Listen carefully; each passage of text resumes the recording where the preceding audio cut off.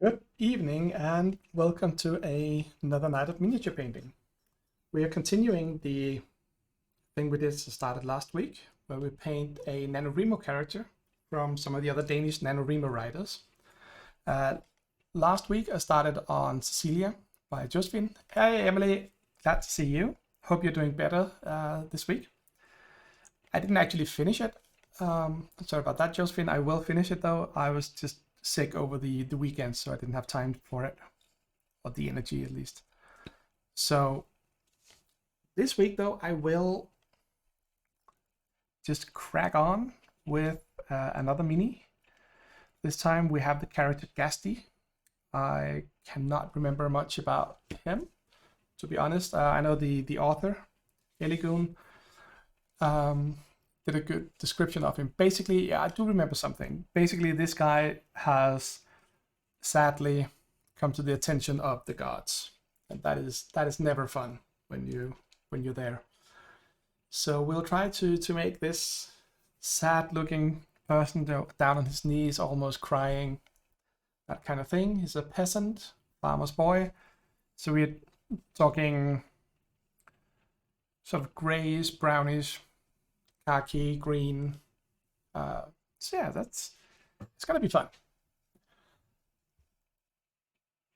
Though I have no real clue where to start. I mean, as always, I have not prepared stuff in advance because where's the fun in that? Which is also why it sometimes takes me a lot of time to actually paint minis, simply because I'm looking at a mini going, oh, I need a color of this shade, and I look at my paints and I have nothing of that shade. So just try and mix things up, mix things together. Shaking paints here. So I need to rearrange some stuffs.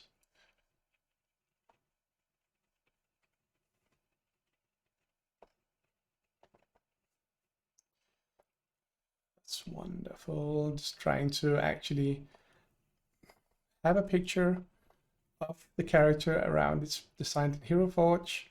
So I'm trying to get that actually on the screen while still being able to see the chat. Okay, I think that's it. Except now I can't actually see what I'm painting. So yeah, camera angles, terrible, terrible, terrible, terrible. So let's get cracking. Got a lot of brown, dark green. Let's just start somewhere.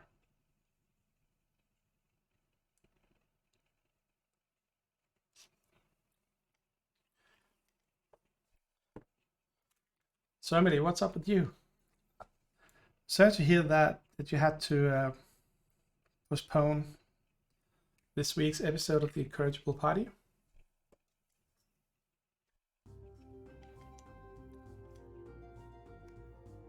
Also, I'd get rid of the headphones. Don't need them. Nice to hear the music though, but I should prefer working without. Not without music, but without the headphones. So the music we're listening to now is, as usual, the very talented and wonderful Adrian von Ziegler.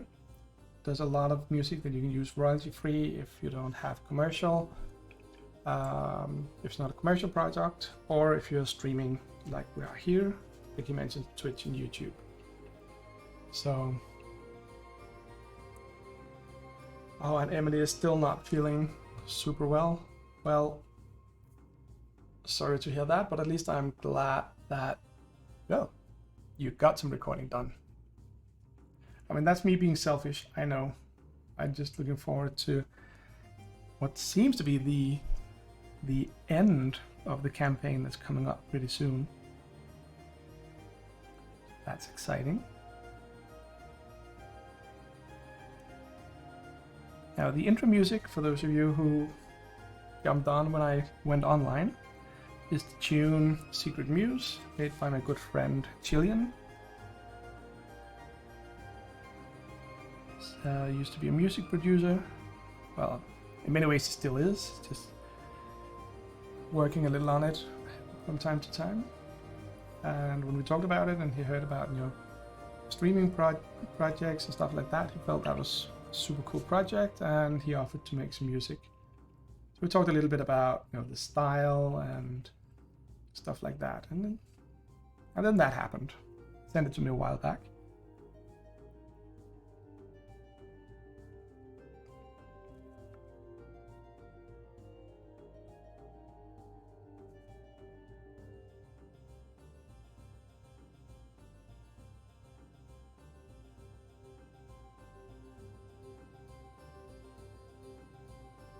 Right, so for this model, I've actually done something slightly different.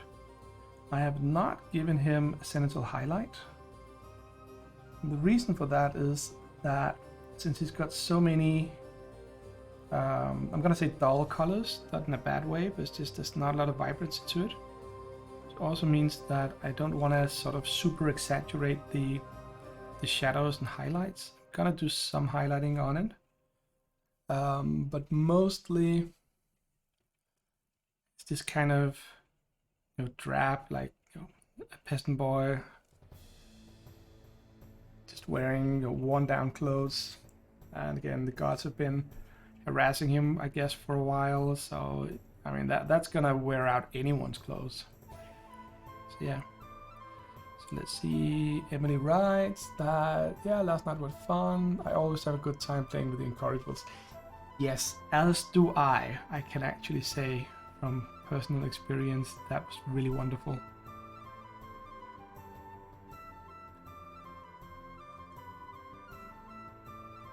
And yeah, Emily also misses when they can't get together. Yes, of course.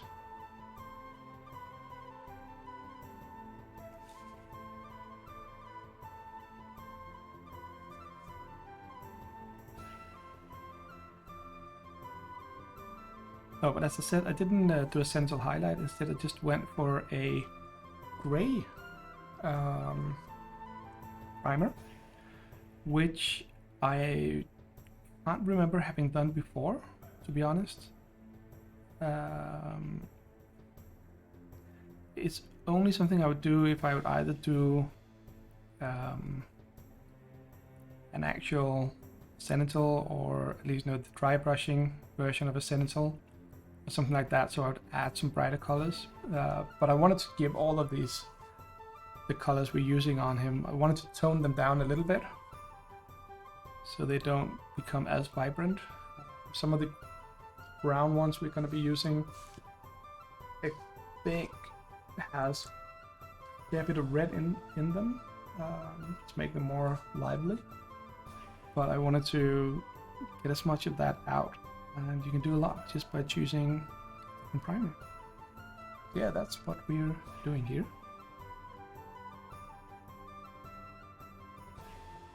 Because of that, all the colors are probably also going to get a slightly darker finish to them, which serves me, suits me quite well, because I then actually want to try, for some of the colors at least, to actually just skip the entire shading step that I normally do. Just go straight on to highlights.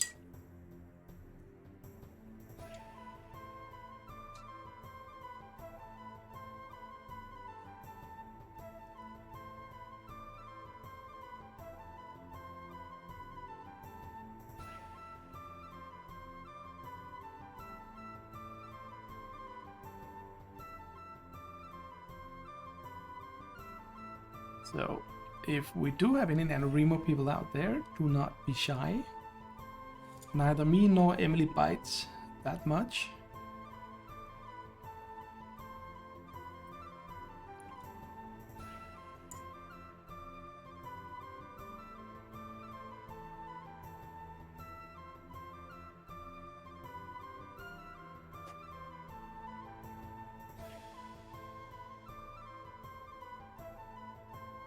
It was kind of fun, you know, with people submitting miniatures to be painted for the NaNoWriMo, the Danish NaNoWriMo group.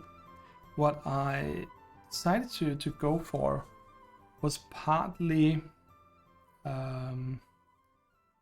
again, partly the character backstory. And I've always had a thing for gods harassing people. That for me never really grows old. I mean, it still has to be, you know, well executed and stuff like that, obviously. But the concept of the gods actually having some very human traits and attributes is, I don't know, it just sits right with me. And then naturally they would interfere with the lives of mere mortals because gods are meddlesome. So that was part of the reason I chose this dude here, but also again the poses. I often, when I make my own D&D characters or other role-playing game characters on Hero Forge, I go for miniatures that you can actually have on the table and at least pretend are somewhat suited for, you know, either fighting or whatever. So kind of go for some of those poses. I wouldn't normally go for someone who's sitting down, or the miniature from last week that kind of had this godlike, you know, bent back, arms outstretched kind of pose. Normally wouldn't go for those. So the poses here also an aspect of what I chose. Partly because I wanted to just print them and see how the minis turn out, but also because I wanted to paint something that is not, you know, another, I'm gonna say fighter, but any kind of fighting character in the middle of combat or whatever, wielding, if it's a staff or a wand or a sword or an axe or whatever. So I wanted some different poses. Yeah, and they really are, Emily, interesting poses. It's kind of different. And I also realized that some of the parts of the other miniature was absolutely terrible to try and paint, so they did not turn out well. Specifically the area around her feet, which is really hard to get at because there's a stack of books in front of it. And also there's not really a lot of room to navigate, you know, with the brush in between the feet.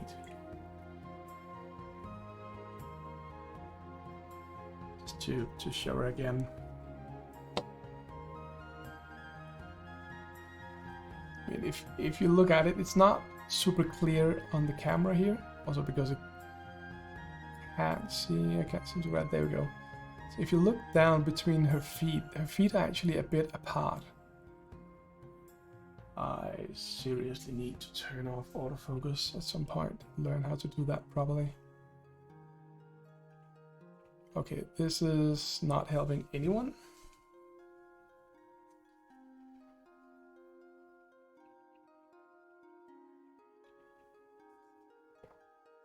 Mostly because the focus area was completely off. So basically, you know, her feet really tiny. I mean, these miniatures are really slim compared to something like the Warhammer miniatures from Citadel Games Workshop. But I mean, I need a little bit of shading and some fine detail on her earrings and finger rings and stuff like that. But hey, you know what? Why don't we put her over here?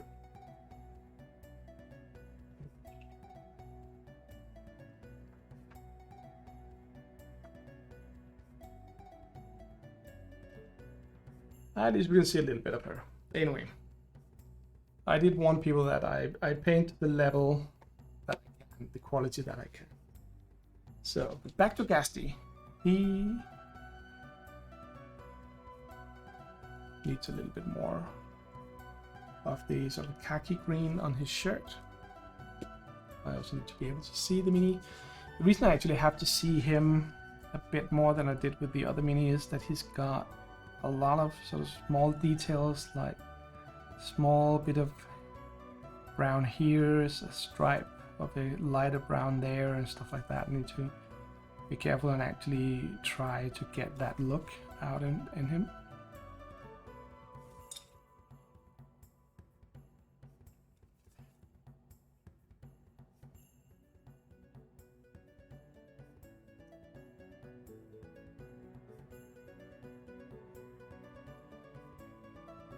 I actually considered doing a technique that's called a dip, on him because I recently saw some things that might improve it. Dipping is basically where you do the base colors on the miniature and you just dunk it into a rather harsh varnish, not just a normal water blend. The Army Painter has some paint specifically made for that, but it's basically a bit like floor varnish and varying shades of brown to get the effect you're looking for. But what I've been doing in the past, or the reason I haven't done this much, is actually that when I've done it, first of all, the mini goes super shiny and glossy, and it's also to the point where the glossiness of the varnish is almost impossible, makes it impossible to see the colors underneath. But then I saw a actually really cool video by Duncan Rhodes Paint Academy, former Games Workshop painter, if I'm not mistaken, and he showed a couple of different speed painting techniques, including slap chop, just contrast / speed paints, and finally the dipping method. And after dipping, I mean, he got the same thing with the super glossy mini, and then he just gave it some matte varnish, and all the power colors just immediately popped back. So they were super clear, looked really well, and you could really see the dip did its thing. It did the kind of shading it should do. So I really need to try that out, because that is a super fast way of doing it. There's no shading, no highlighting at all. You just literally dunk the entire miniature in a can of varnish.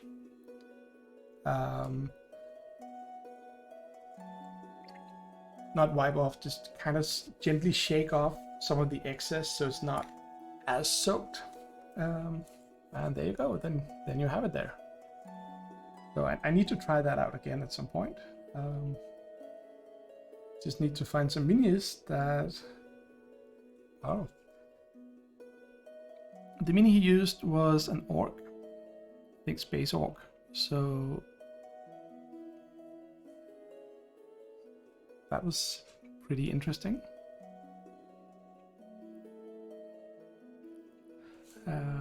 Especially, I mean, the greens, he had some bone color and other things like that I've usually just written off as being impossible to do with that kind of dip method, because the miniature goes really nitty gritty.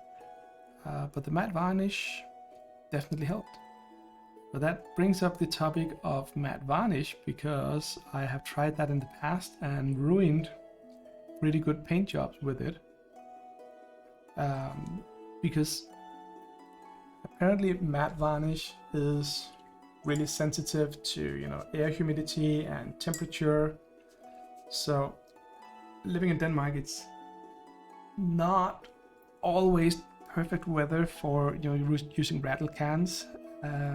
What I experienced, even though on a warm summer day, which means that the varnish wasn't cold, shouldn't be clogged, it wasn't that moist because it was a dry heat, and yet I still got this kind of sort of frost-like coat over the minis, which was really sad, because I'd actually spent a lot of time on those minis and were really happy. And there were some Imperial Guards, I think they're called, from Star Wars, Imperial Assault. So they have these really beautiful long cloaks, and that turned into really beautiful red frosty coats, or cloaks, I guess they're called.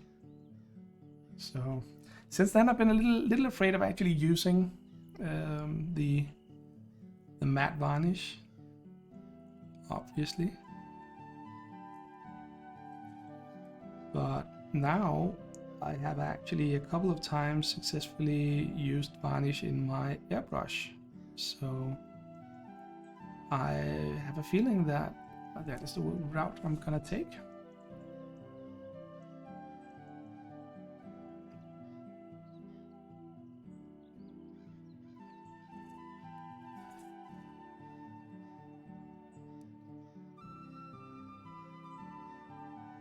You know, now that I'm actually seeing these colors on for Gasti here, I might actually dip him.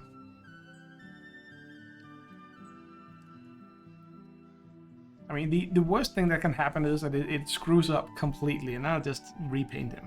Not a big deal. But if it actually works out, then I will have A, learn something new, which is always good, and B, have probably done a far better and faster paint job than I otherwise would have been able to. So I think that would generally seem like a win-win situation. I mean, even if I have to repaint him, or more likely print a new model and then paint that, and I think that would be, you know, also a good lesson. I mean, painting the same mini a couple of times at least gives you more practice. That is not a bad thing.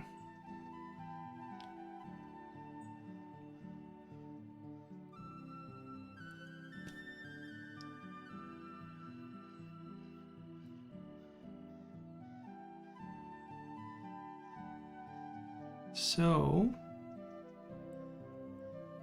interesting to hearing people's thoughts on that, if they think it would be a good idea to just go nuts, or if I should be a little more conservative and just stick to what I know.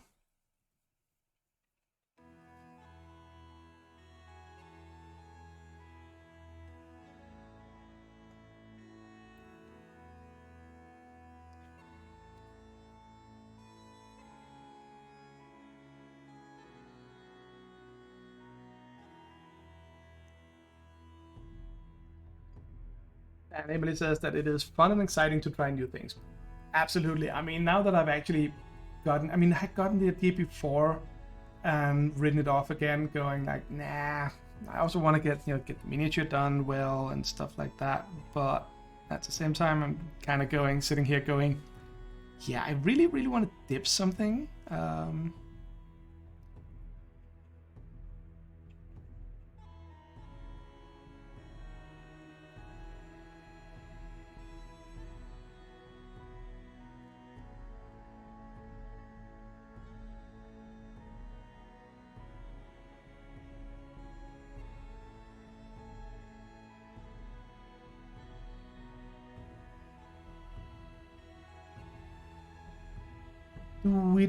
Yeah, well, Emily, you've talked me into it, but I still need to paint the miniature first.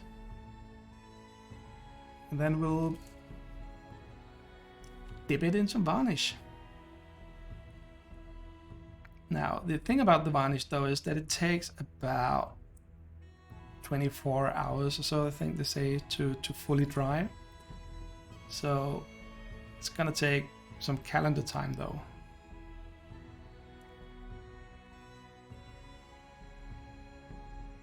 But we're doing it. Yeah, and it's absolutely, as always, Emily, it is never your fault if things go badly. It is always the varnish that's broken. Never blame anyone, not even yourself. Blame other stuff. Isn't that how it goes? Or is there something about a good tradesperson not blaming the tools? Is it important? Probably not. Okay, so work is progressing. He's kind of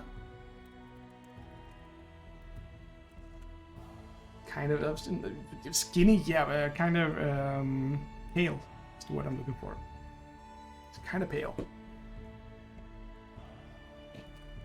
So let's make him pale.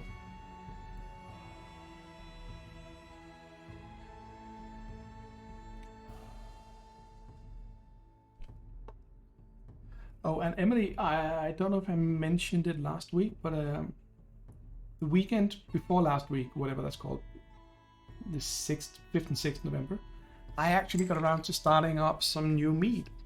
So 3 months from now, I have some wonderful meat made with some amazingly good Greek honey.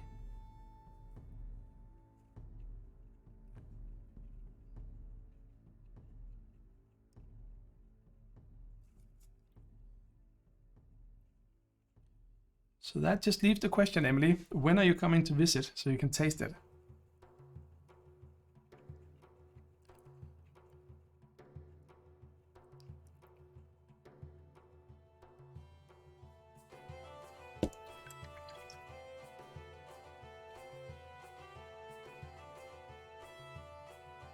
Well, you have no idea then. Yeah, I know how it is. I just have to tease you a little bit. Yeah. Yeah, you talked about some, was it Germany? I mean, I'm pretty sure you talked about some kind of con in Germany, and I'm pretty sure it wasn't Spiel in Essen.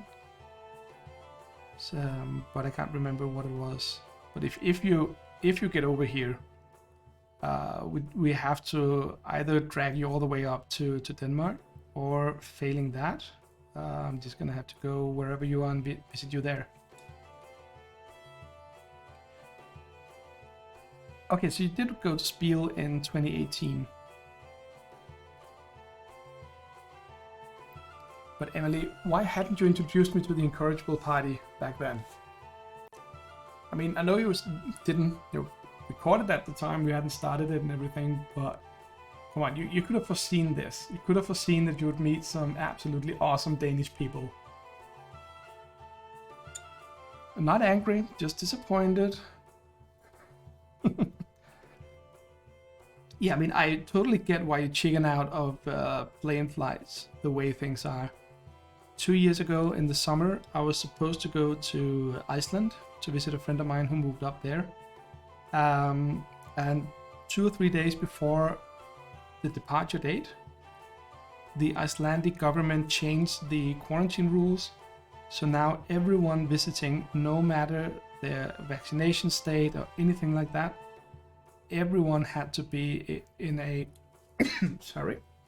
in a 5-day quarantine. And my stay was scheduled to be 5 days, so I could have gone, stayed in my hotel for 5 days, and then gone home. And because I could have done that, I couldn't get the hotel refunded, I couldn't get the plane ticket refunded, because the trip wasn't actually cancelled. It was just very impractical for me.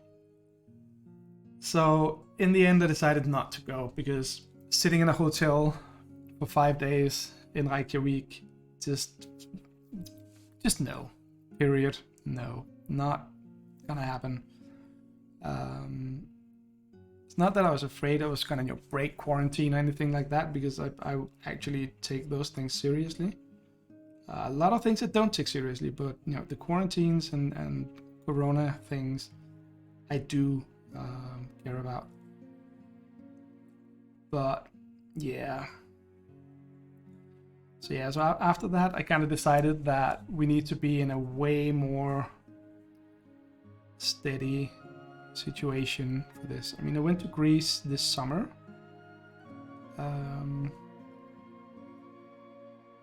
And got a little spooked, because during the spring, in a short period leading up to when I went, there's actually some talk about numbers going up again in the southern part of Europe. I kind of went, oh, it's not gonna happen again. But anyway, it didn't. So I did go to Greece and did have a wonderful time with wonderful people. Went sailing, all those other absolutely splendid things. Saw dolphins firsthand. Didn't get to swim with them because we were sailing the boat when they showed up, and jumping off a sailing ship is kind of like jumping off a perfectly safe airplane. Sure, you can do it, but seriously, why?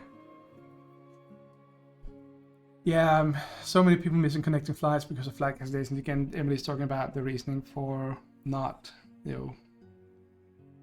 traveling during Corona, and I absolutely get it. It makes so much sense.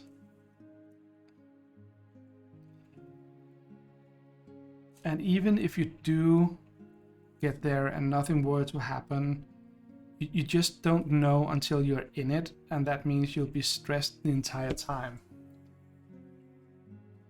Hey, Vanessa.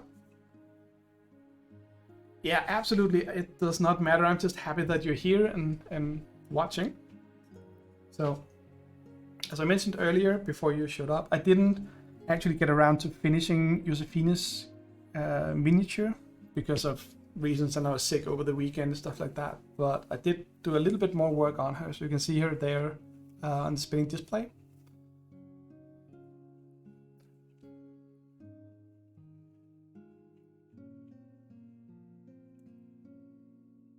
So how's it going with your story?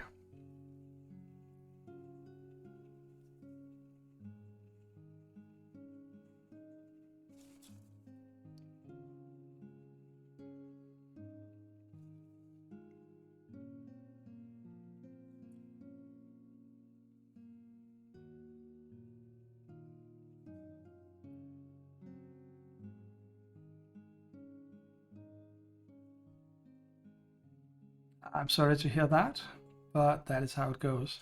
Sometimes it just doesn't happen.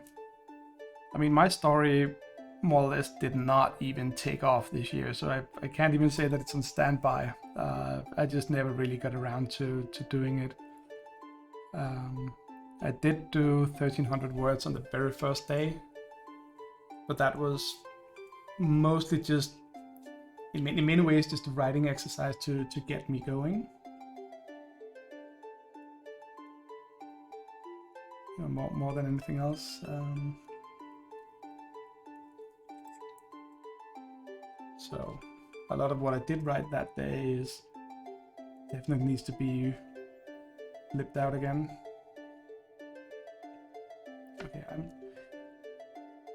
I had a couple of good runs with some colors today, but this one is really annoying me. It's kind of like, I don't mind painting a lot of thin layers. Because you watching often knows that is always what I prefer. But this one here, it seems like the pigments don't spread out evenly, they just lump up, which starts giving an actual texture to the miniature. I'm painting the fingers, so any kind of small bump on that is going to be super visible. And that is somewhat annoying. And if I just slap on more paint, it's just going to pool. So kind of like you want to do a thin layer, but at the same time you can't, because the thin layer doesn't spread evenly. Hello, Mie. Happy to see you.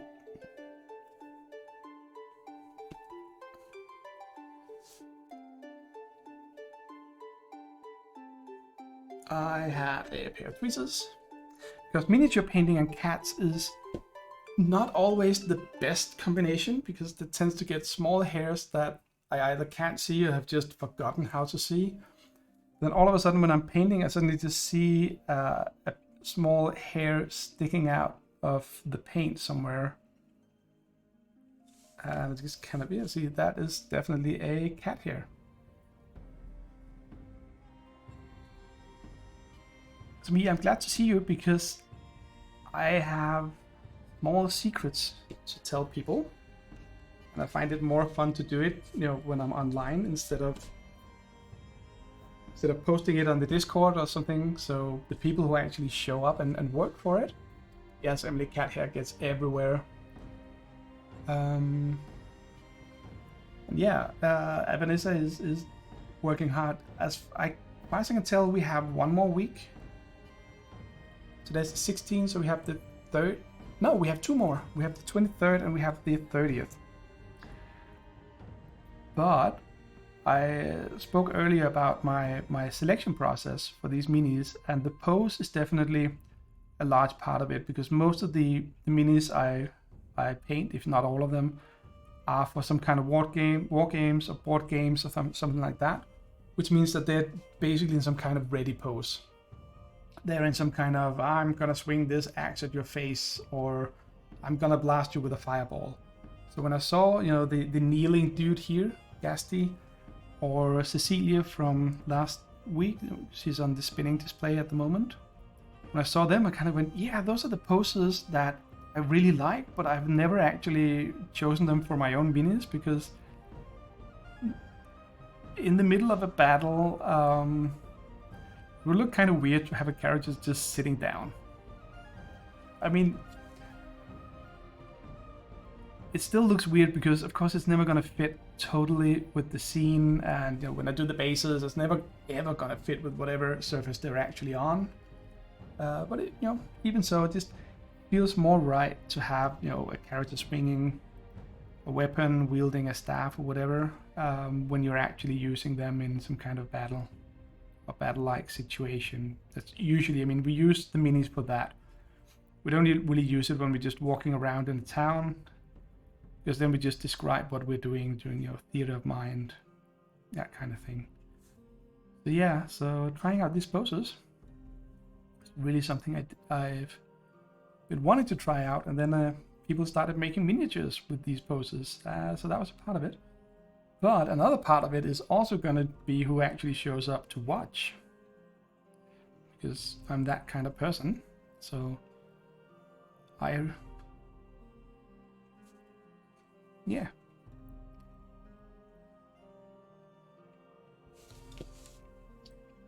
So the short of all of that is your chances of getting one of the last 2 slots just increased significantly.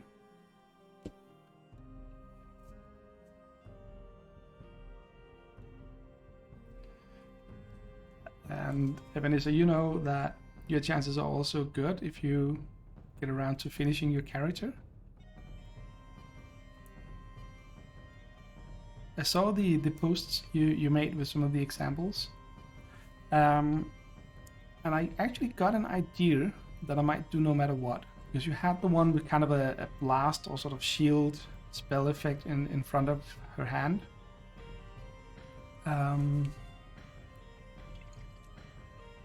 I don't have clear blue resin, but I do have clear green. So if you can live with a green effect, I might actually be able to make it translucent.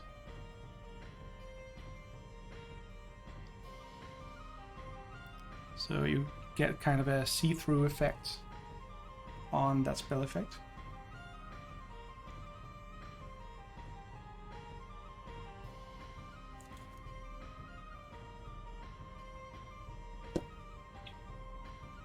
Okay, so how are we doing? Yeah, well,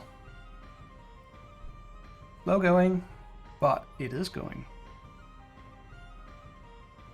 Okay, I was about to paint his pants gray when I realized that his pants are already gray because I used a gray primer. I'm very smart, as you can clearly tell. I mean, I've even prepped gray print, gray paint, sorry, for that. So yeah, that's just me being silly as always.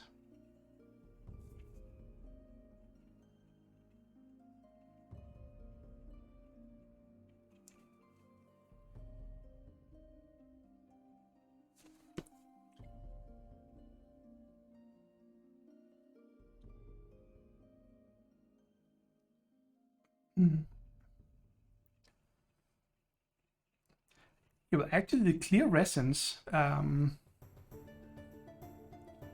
really cool. I used the water-based resins, and they sadly, when you clean them with water, it seems like they become sort of get this cloudy effect to them. Okay, see you, Emily. Thanks for stopping by, and don't let the boss wear you down, or else I'm gonna have words with her.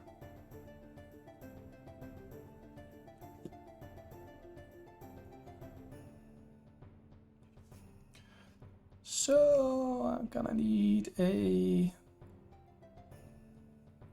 this brown here, reddish brown.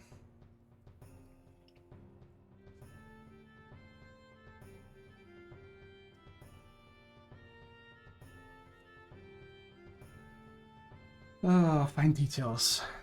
Fine details and shaky hands are never a good combination. Let's see what we can do. We can start by not using too thin paint, because too thin paint is going to turn into a shade, ink, wash, whatever you call it, and it's not going to stay where I want it to stay. So let's try that again, shall we?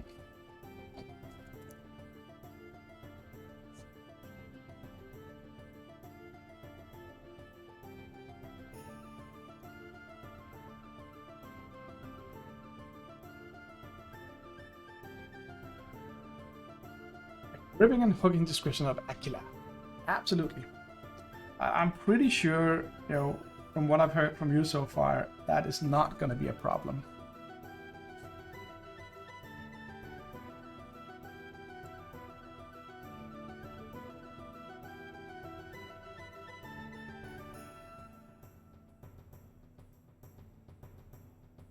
Okay, so let's see if we can do this with paint that sticks.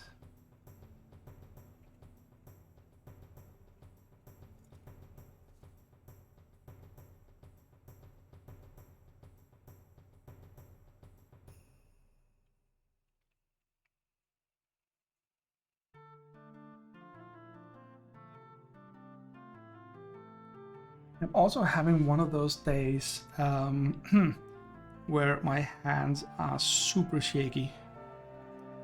So that makes it very fun to paint minis. Right now it's not going half bad. Also don't think it's going good, but who cares?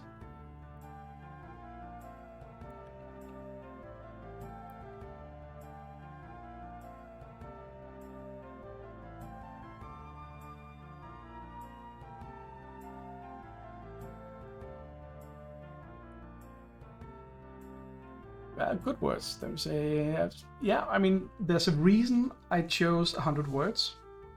Well, not 100 words, but fewer words. So, I did not want to get like 200 pages from each of you having to go through all of that, and I would have read it. So I wanted to cut down on how much I actually had to read, but also because I think it's a really, really good exercise to kind of do the writing equivalent of bloody cat hairs everywhere. So the writer's equivalent of an elevated pitch.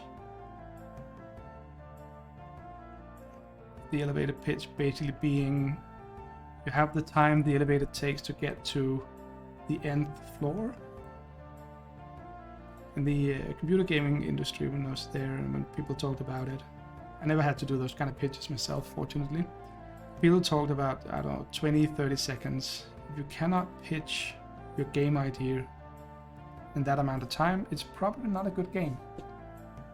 So if you cannot give a telling description in 100 words, probably some things about your character you either don't know yet,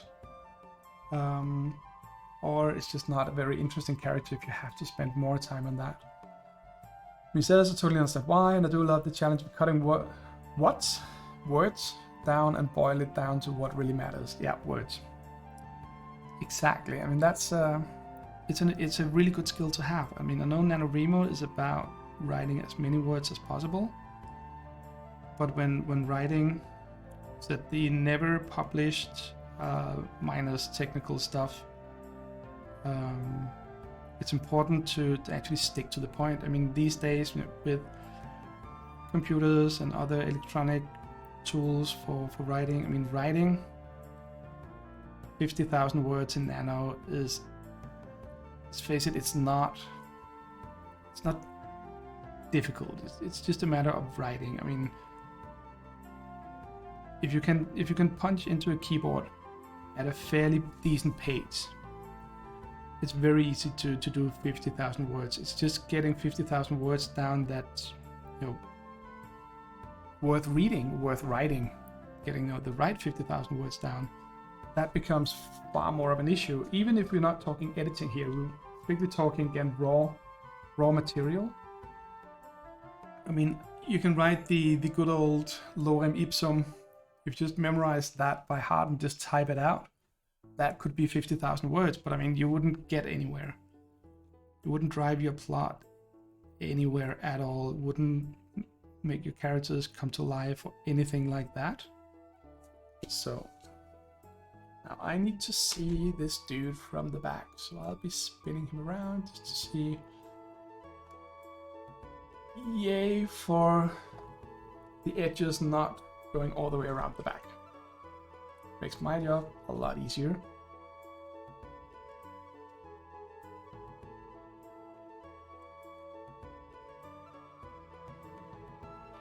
And then I forgot that I'd only done half of the front. Bloody hell. Oh well. We will get to that part.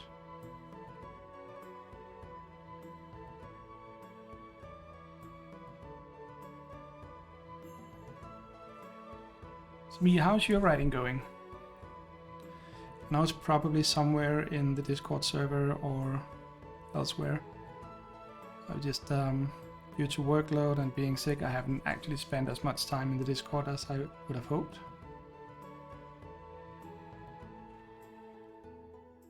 But such is life.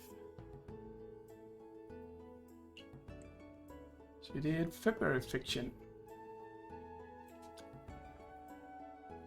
One story, 100 words.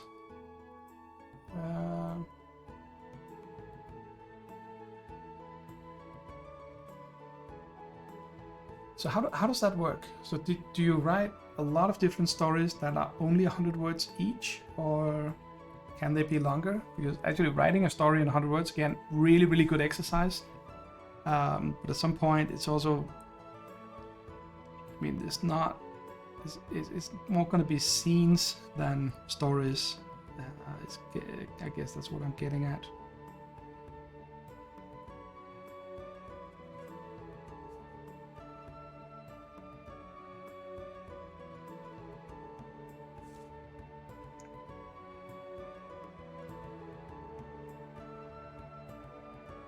Oh, and I just realized that using the dipping technique for this dude, I can do a huge cheat. Because I was thinking that his tunic, vest or whatever, is gonna be gonna be sort of a grayish brown. But if you take a gray surface and overshade it with a deep brown color, what do you get? You get a gray-brown coat. So, oh, that's good. Ebenezer landed on 26,000 words on your project this Saturday. I haven't been writing anything since, so I'm going back and working on the other series before I come back to the story again. Yeah, cool. Okay, so it's still, but the other thing is still only 100 words, and you try to have both a beginning and an end and a middle and all the normal things you have in a story, but just in 100 words.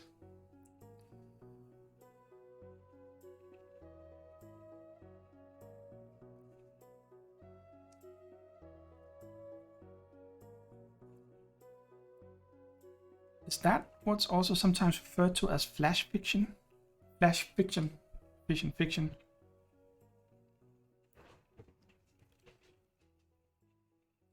I can always tell I've had a long day at work when I can't speak properly at night.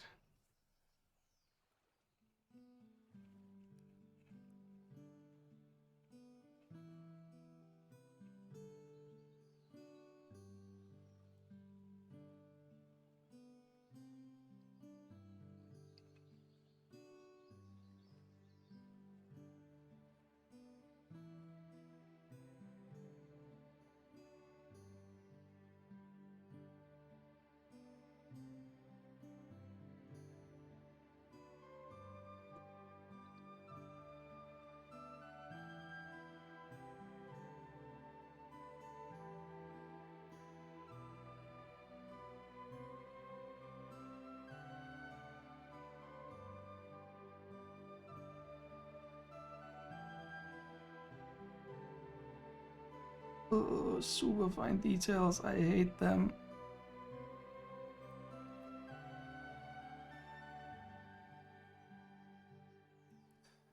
Super thin paint. I hate that for super fine details. For the reasons mentioned before, they go everywhere else than where they're supposed to go.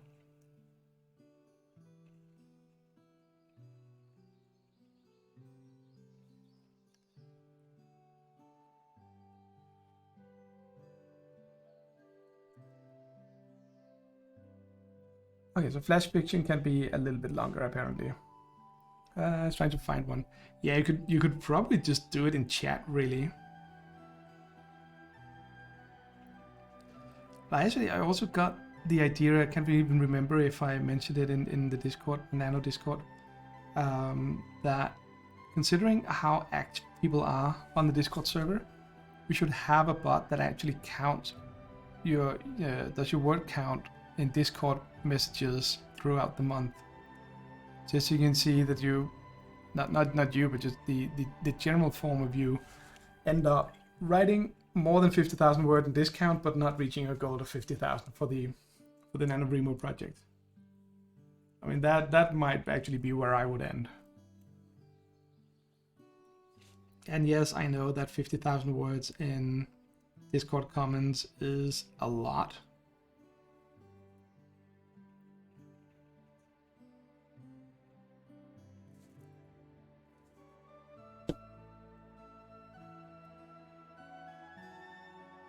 Okay, so what you can't see here, because the camera and angles and lighting, is that he now actually has kind of an outline along his coat.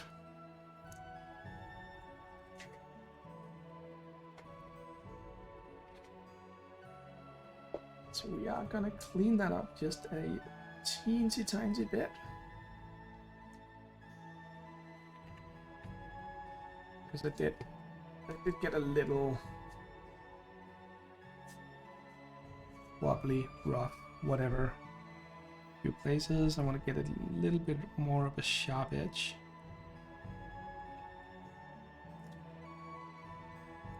And I can see that I forgot some of the dark brown, that's fine. You can hear I have this perfectly well under control. Get to paint half things and the other half I paint wrong.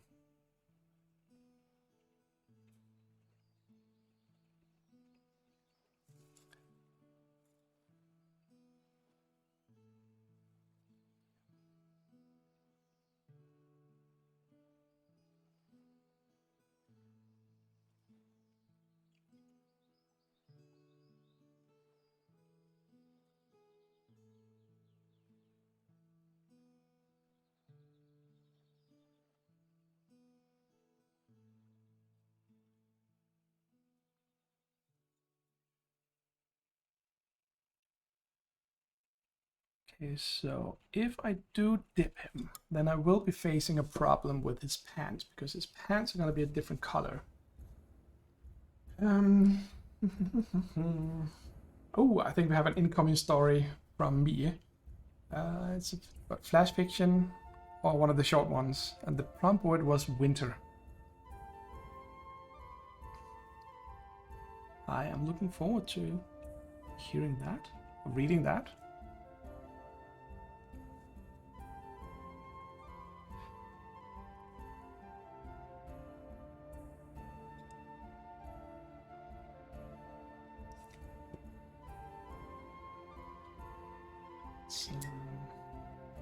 Let's do the belt a different color. You can only send 500 characters. Yeah, that's pretty close to 100 words. Split it up into 2 messages and don't go too fast. And if it blocks you or something, I'll just unblock it.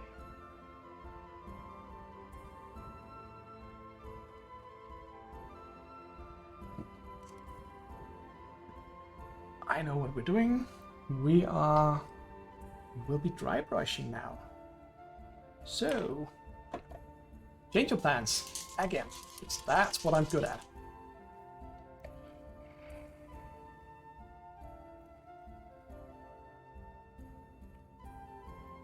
Yeah, I'm gonna read in a little bit, but I've got the paint mixer going in the background, so I don't want to destroy your beautiful story with some random noise.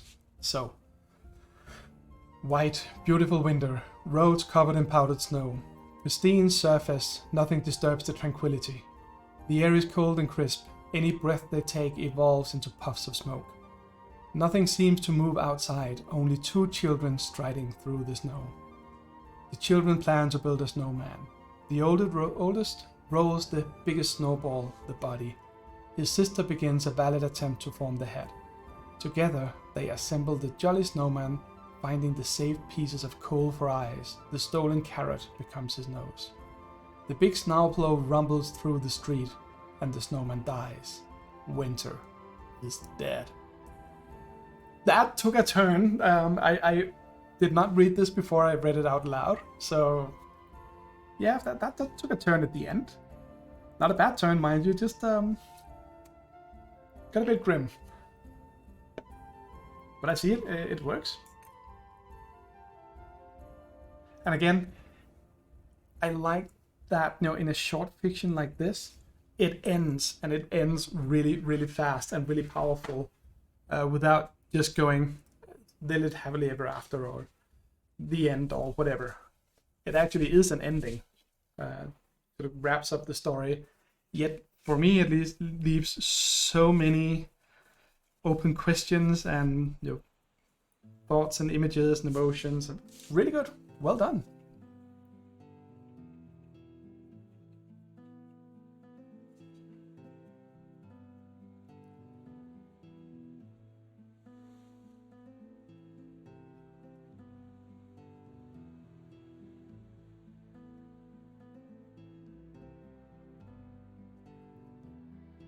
So the idea here is that if I'm going to the dip, and I don't think you were here when I explained it, basically after painting the base colors, I'm just going to take the entire miniature and dunk it into a dark brown varnish. That's going to seep into all the recessed areas. It's going to bring out all the shadows and make it actually look really good. Really fast way of shading the miniature.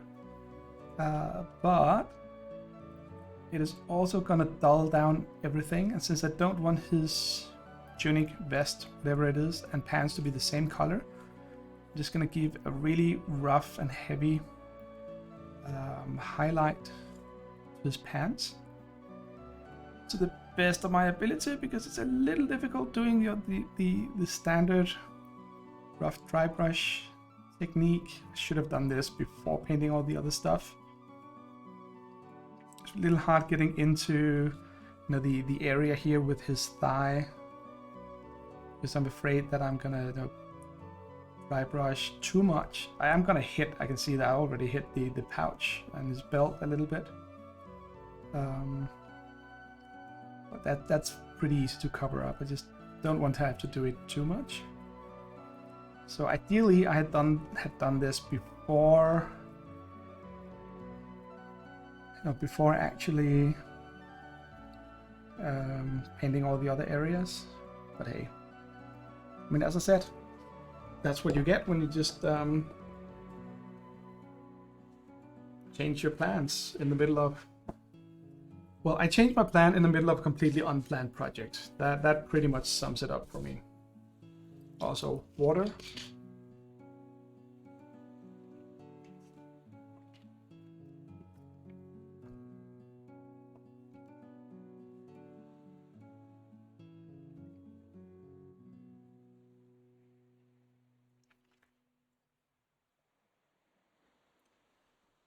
But yes, great story, me. Thank you for sharing. Appreciate it.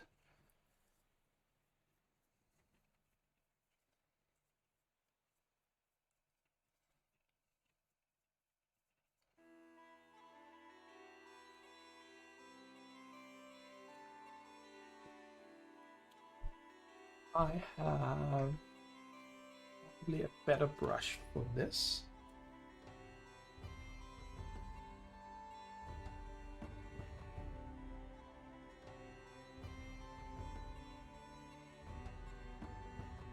No, but I mean it's content. It's great to have. Since I'm not streaming computer games or anything like that. Enough people do that far better than I ever could. But I think it's fun to have different kinds of content that you don't see elsewhere. So reading someone's story out loud on stream, to me that seems like a cool thing.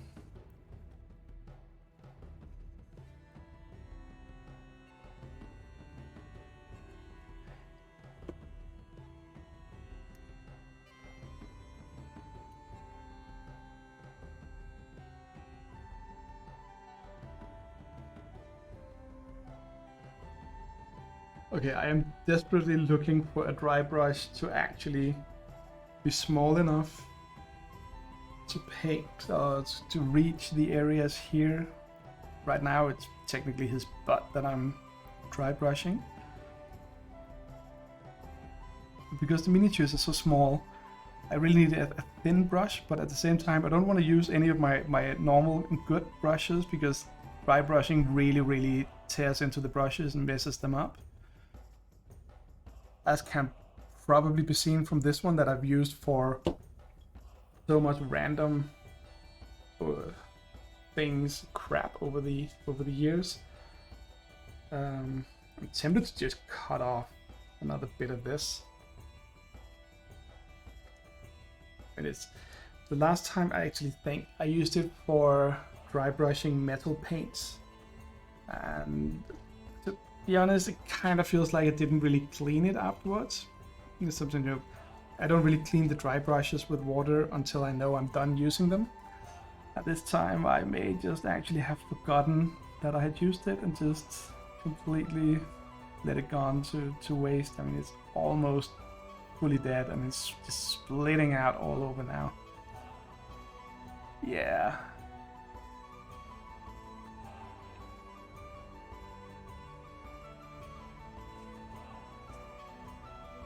Yeah, this is not going well. Just leave it over to the side and completely forget about it. So the next time I use it, it's gonna be even worse. Yes, that sounds like a plan. Let's just do some manual highlights here and there.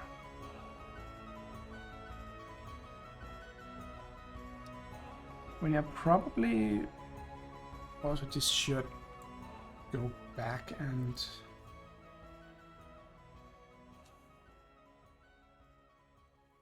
get just after the shade, probably just go back and just redo the pants a little bit. I mean, the shade is gonna give it a brown finish all over, no matter what. So painting this white is just gonna make the brown even clearer. But I am hoping that I can do some sneaky tricks.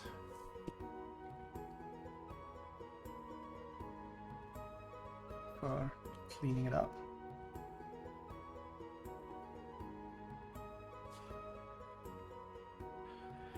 But in a way, other than that, I mean,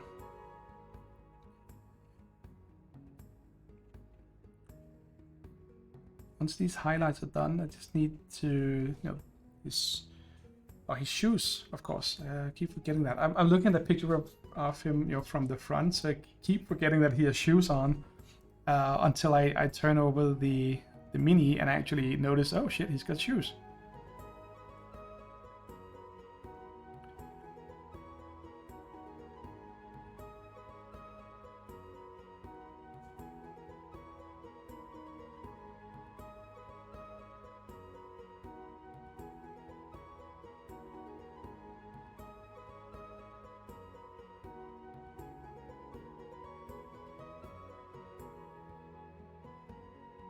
Yeah, I mean, it's weird with these things.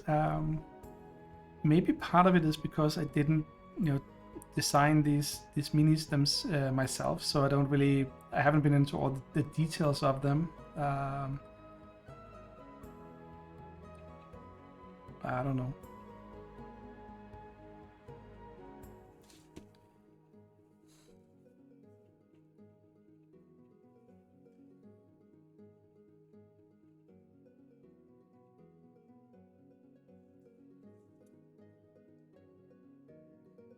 basically what I'm doing here is just, you know, touching up all the highlights. Now after dry brushing, the dry brushing gives a really clear view of where you actually, where the, you know, the highlights should be.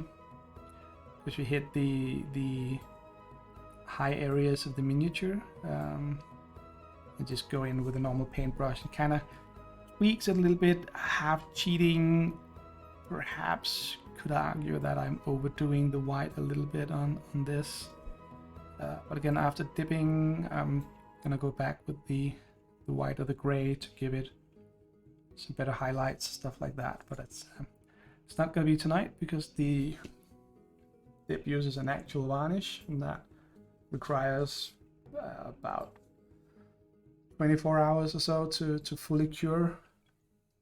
You can probably paint on it sooner than that, but I don't want to risk it, because if it's not fully dry, it's either gonna stick to my brushes and ruin them, or it is gonna just start flowing out, which is not what we want.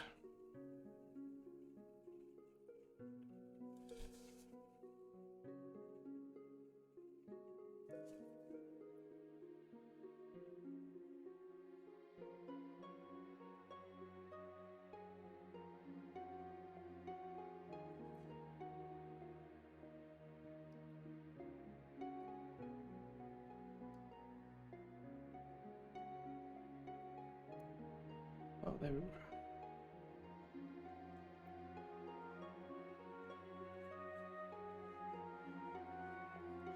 I mean, I know the pants currently look absolutely horrible. So all of this, but I have a plan. Cool. So let me just check his. So we have the belt. We have.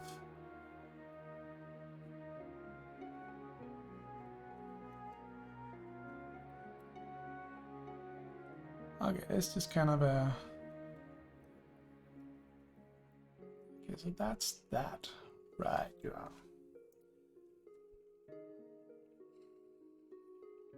How can I do this best? Yeah, I think I know how. Cool. Brown it is. But yeah, that one we're actually gonna mix up a little bit.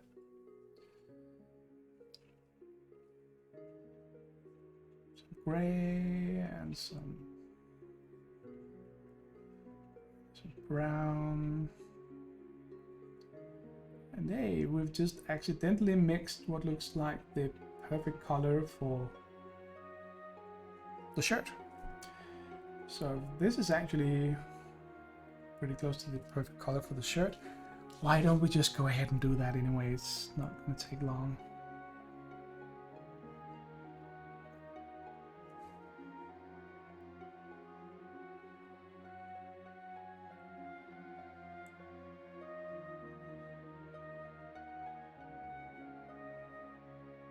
I mean, the clothes that Eligoon chose for this mini are minus the fine lines between sort of the edges.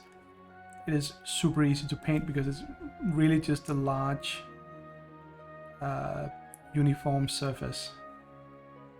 So there's not a lot of intricacies in it. There's not a lot of buckles or things like that. And always kind of rewarding to just, you know, having spent a lot of time on fine details, just taking a larger brush. I keep wanting to call brushes pencils, because the Danish word is pencil, and I keep wanting to call them that, but no, it's taking a larger brush and just covering a large area fairly quickly. It just has some sort of satisfaction to it.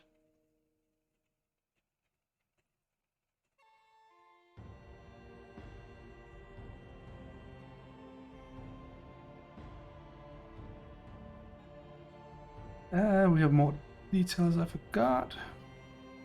It's fine, we'll do that in a little bit.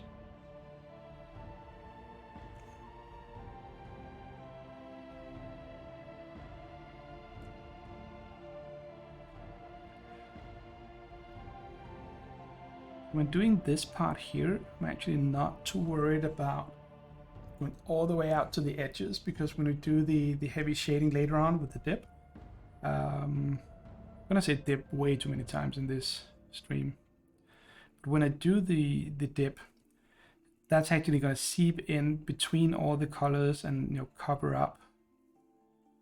So normally I really suggest and say that it's way better to just overlap a little bit with the colors instead of leaving gaps. That's very true if you're painting dark colors over a white prime job, white primer, because you can see sort of the white slit in between two colors is going to be super visible once the miniature is done. Whereas if you overlay a bit of green with a bit of dark blue, it's not going to be as clear. I mean, people have to look really closely at the model for it to see that it's not part of the mini, but it's kind of a mistake in the painting, a small error, flaw, whatever. Whereas if you have this sort of thin white band, then it's just super clear that there should not have been white there at any point. So it's not green, it's not blue, therefore it's just, and again, high contrast and bright colors next to dark colors, just super visible. So yeah. We're actually only at 1 hour 15 minutes, which means that there is a really good chance of me actually finishing enough of this that I will do the dip live on stream. Oh, I tried doing dips 4 or 5 years ago. So I have tried it. It's just always super scary because you literally are just dunking an entire miniature into a jar of that or whatever, can of varnish. But hey, we're here to have fun.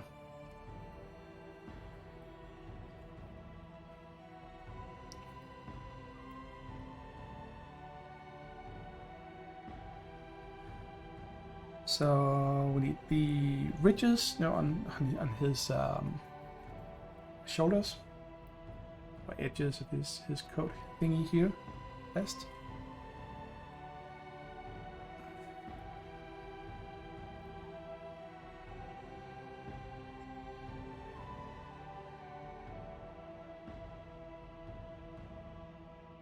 I also recently found out that when you do use the varnishes for dipping, you're really not supposed to shake the can like I used to do. I didn't have any problems with bubbles. To me, it was just kind of the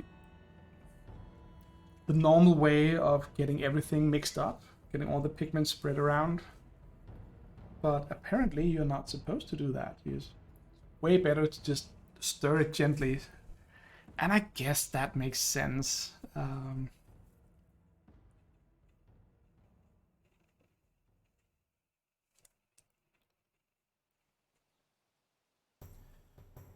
By the way, if anyone is interested in taking up painting or just want to see a really cool guy, Duncan Rhodes that I mentioned before, who did, you know, some of the speed paint techniques, including the dipping method that made me want to try it again. He actually has in one of his videos something that I think is really cool for him and anyone else who does the same to show. That is the first miniature he ever painted. And this guy he is so super talented. He's really good, and he's got this calm, quiet attitude. Super friendly, nice, relaxed, and he just paints wonderfully well. And seeing his very first miniature, that it's just, I mean, things are not inside the lines or whatever of, you know, on the model. There's no shading, there's no fancy techniques, but all of that doesn't matter because it's a painted mini. I mean, that's what you want. You want to paint your mini so you can have something nice to look at when you're playing. And seeing where he started, and where he ended. I mean, I have no illusion of ever becoming as good as he is. Also because I don't spend that much time painting. I also do so many other silly hobbies, like brewing mead or writing once in a while, or programming games, or crocheting, or all the weird things I do. So I'm spread out over many different hobbies, whereas he's been working professionally as a painter and lives off it still, so it's a completely different level. Well, I mean, the patient me is one thing. It's with all other crafts, it requires some patience, but I mean, so does writing. Maybe patience is actually the wrong term for it. I think it's more about dedication or stubbornness from time to time. I mean, do you have the I can't find a good angle. I mean, are you stubborn enough that you actually finish the mini? That's not, in my experience, about patience as much as it is about I want to paint this mini. And very often, lack of patience is really what saves you when doing these things, because you find ways of being super lazy so things don't take that long. Like the dip, for instance. Or you can use the contrast paints and speed paints ranges from Citadel and Army Painter, respectively. Contrast is from Citadel, Games Workshop, and speed paint is the Army Painters. And they will give you some really, really good results in just a single coat. It's usually a single, fairly heavy coat you give the miniature, and then you have it painted. To give a small example, so just trying out. This is my very colorful. Let's see if it's in view. Yeah, it's a very colorful test model.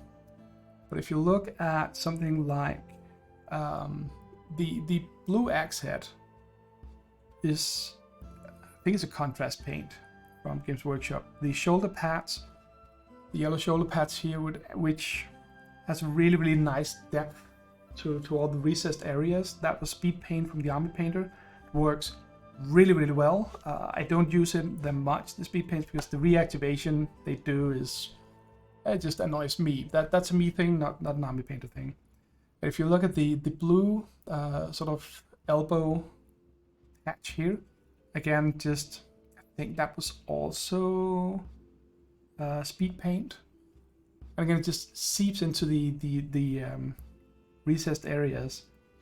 The hand, I mean, it looks kind of natural on camera, but it's very, very green between the fingers and then lighter green up. So it's not the light that actually gives it. It is the color and the amount of paint in different areas. All of that super easy, super nice to play with, super, super fast. You just apply a quick layer and you're done with it. So that's a fast way of doing it. Something that comes about, from when people are actually painting entire armies and have to paint a few hundred miniatures. You really, really don't want to spend 2 or 3 hours per miniature. I mean, some people do. Don't have an issue or problem with that at all. It's always up to people how they want to paint. But if you really just want to paint that big army and get the miniatures to the table, then you cheat as much as you can. So patience or lack of patience is usually a good trade for these things. You find ways of doing things a lot faster.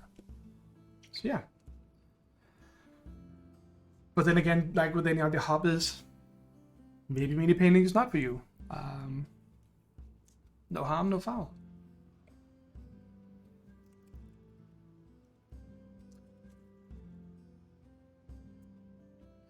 So the belt needs to be painted, and his here. Oh, there's also something about those shoes. I keep forgetting the shoes. That's actually kind of annoying.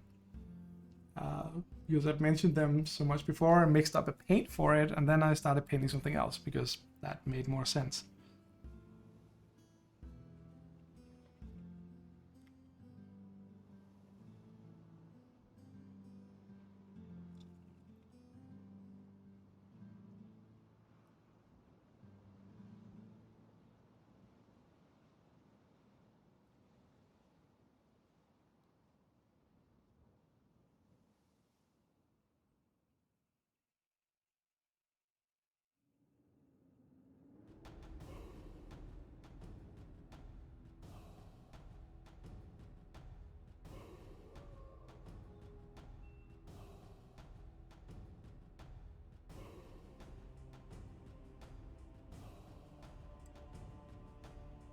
Yep. Oh, it's always good. I don't have children myself, so all the things I know about child rearing, child raising, whatever, children. I all the things I know is only from other people and their ways of handling their children. I once in a while babysit my niece. She's 6 years old, and once in a while I've done it twice, I think. When I did it, I had a good talk with her parents about how they usually do it, and reminding her that instead of just letting her play until it's bedtime, saying, okay, so now it's time to go to bed, they prepare her for it so she knows that it's coming. And they actually used a trick that works really well with her. So instead of waiting with brushing her teeth until she has to go to bed, they do it a short time after they finish dinner, because that way she knows that once she's brushed her teeth, then it's not time to go to bed. Then it's time to go play and have fun for a while. So, all the small tricks are good.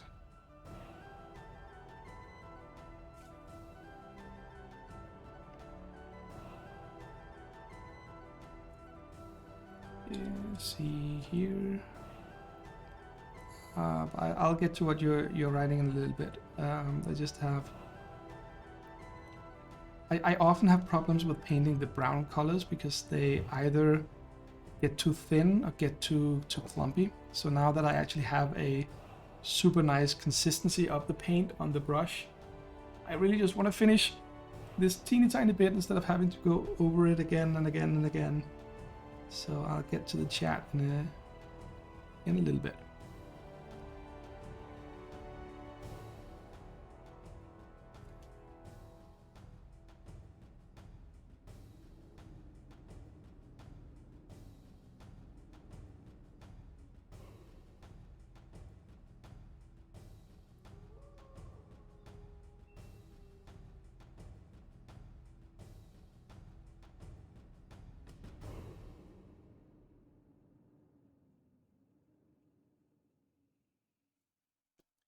So me is definitely Evanessa. I can never pronounce your name correctly. I am so sorry. It reminded me about the shoes. Poor Gasti. And me is typing on a small foldable keyboard connected to your phone. So yeah, that makes sense. Okay, your kids are 11 and 12, so pretty easy to get in bed. Yeah. Youngest, age 7, is a bit more tricky. Yeah, at some point, I mean, they also, I guess they understand and learn that it makes sense for them to go to bed.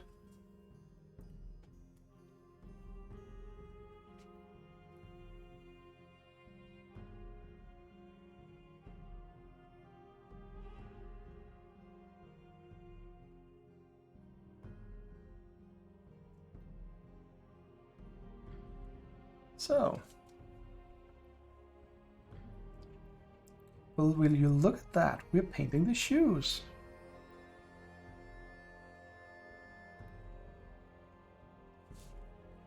Joke being, for people who just joined, that I've been talking about painting his shoes for a really long time, and I keep forgetting it and start painting something else. So that's the joke about Gasti's shoes. The Wii shoes. So yeah.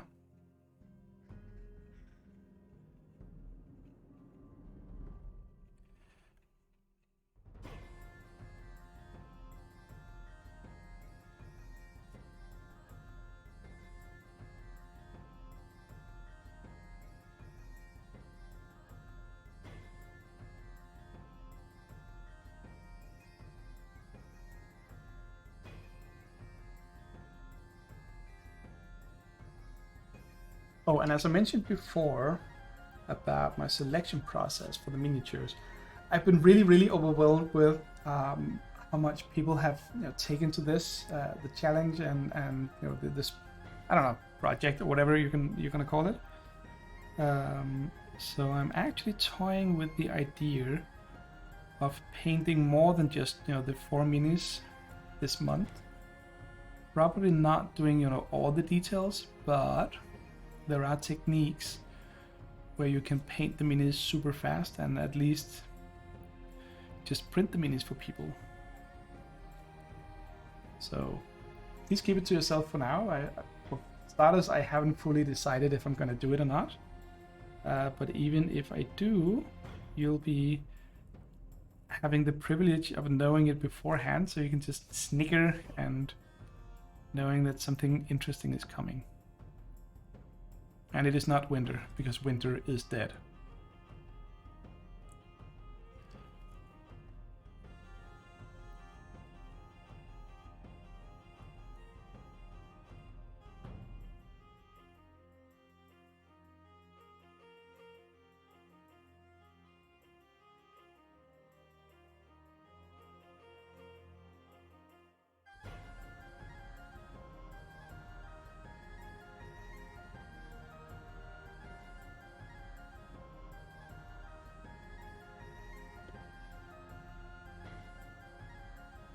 Thank you, Mia. And yeah, I mean, Hero Forge is super fun. I know there's another site, I can't remember what it's called. But Hero Forge was the first one I came across. Probably also one of the first ones who really did that, and they have so many things. And it's very much geared towards fantasy. That is hard to get around. But even so, it's still fun. Yeah, no, I don't know if I'm probably going to do it next year for Nano as well, just with the characters. But what I was thinking about is there's a method called Sun Drop, where you basically just dry brush the entire mini, so you get kind of the same effect that he has on his pants. You just to go from black up to either a color or some very light brown, sort of skeleton bone color. So that way you see all the shadows and highlights on the miniature, but it doesn't have the actual colors that you need. But it's still a really good sort of thing to have. Also has the advantage that since it's super easy to do, it doesn't really matter how large the miniature is. Instead of doing the small miniatures, I could print them double-sized. So you would get a character that's not like 2 or 3 centimeters tall, but 5 centimeters, something like that. And yeah, he writes that it's super easy, very easy to use the Hero Forge site once you get the feel for how to change the angles on hair and cape and so on. They have so many variables you can play with, and different outfits and all of that, but still the whole the whole thing with just playing around. And I did something, a tiefling for D&D with a tail. The number of sort of connected points in that tail was enormous. I could really just shape it exactly like I would. I think I played around with that for half an hour. First of all, just getting a feel for what happens if I change this. How does it happen further down the tail? Okay, so if I change that, then what happens? If I change this, then what happens? And that was That was super fun.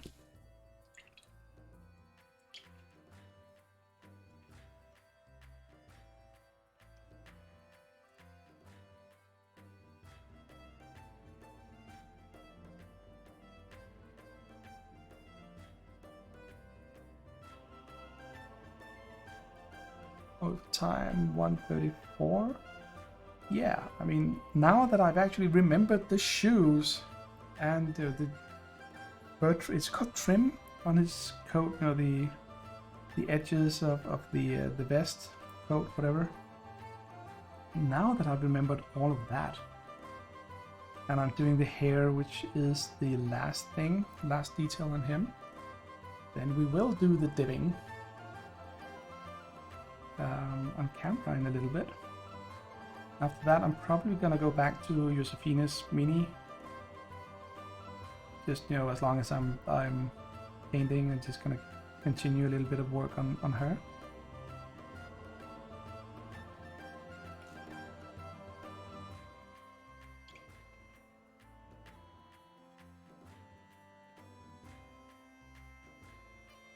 But I've also had a long day at work, so I will not be streaming all night. I did that a couple of weeks ago. I did a diorama, Halloween diorama that I wanted to, you know, bring to the office. We just moved to a new office on the 26th. We had on the 26th we had October. We had the first day at the new office. So it was right up until Halloween. I just recently started this job, and you know, when I told them about, you know, miniature painting and stuff like that, one of them asked me to bring some, so we could see it, so they could see it, and I figured sure I could bring a couple of, you know, random painted minis, but it would be more fun to do some kind of decoration for the office. And then with Halloween around the corner, one thing led to the other, and before you know it, I ended up doing, you know, the night before, I did a 5-hour stream finishing up the diorama. The first hour I spent painting eyes on small pumpkin heads. But it all turned out so absolutely wonderful.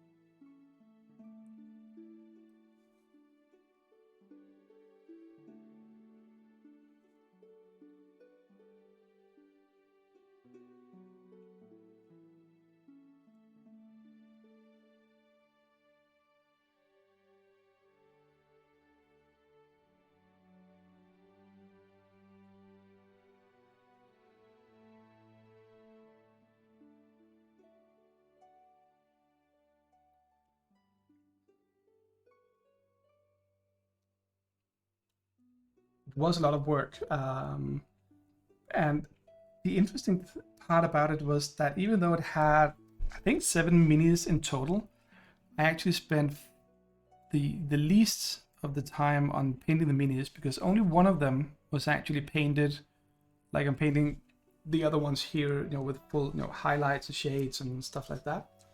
The others I just did the speed painting, just contrast paints, because they were sort of hay or straw dolls dancing around with weapons. So it was super easy to just go in, give them a quick once over with a contrast paint. That automatically gave the shading and highlighting in one go. So those 5 minis took almost no time to finish. I really think I did most of them in that stream. It took less than painting the eyes on the pumpkins. Then there was a witch, looking at them dancing, and a pumpkin man, scarecrow. And then I did all the other things with, you know, static grass and just placing everything, building a small fence at the end. I thought about doing the fence, but it wasn't until I actually saw the almost finished diorama that I figured, yeah, you know, I'm actually gonna do this fence as well, instead of just cutting it short. And it just meant so much for the finished piece. It's like a grass field split in two by a road, And then on one half you have, you know, the straw dolls and the witch and the pumpkin scarecrow is up on a small hill that's kind of crumbled a little bit. I wanted to give the impression that it kind of grew out of the ground, but I don't think that it just turned into a normal hill instead. And then just to really sort of emphasize the difference between, you know, one side of the field where nothing scary goes on and the road, then I wanted to do the fence, kind of like, you know, telling a story with the diorama. Stay on the road, stay outside of the fence, and you'll be fine. But go over the fence, go in here, and there will be trouble. So actually I still have the stream, and the stream is not here on Twitch because they get deleted after 14 days. But if you go to my YouTube account, which is also just called Skjelm, I actually got the handle that YouTube recently did, so at Skjelm on YouTube. That's not a lot of other people called it, but I know there's at least one. But you should be able to find it there, and you can see the entire 5-hour stream is there. But if you just go to the end, you can see the finished product and see how I glued all the bits and pieces to it. So I do believe that I need to go rummage around in a box somewhere. So while I do that, why don't you have a nice little look at, let's get Gasti up there as well.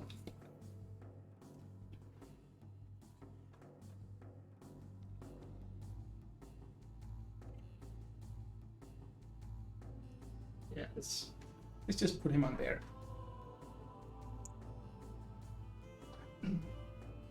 I mean, in and of itself, I mean, that kind of paint job is... the pants are a little off because I specifically made them a little off because I know I'm gonna dip it. But still, it would look good on the table.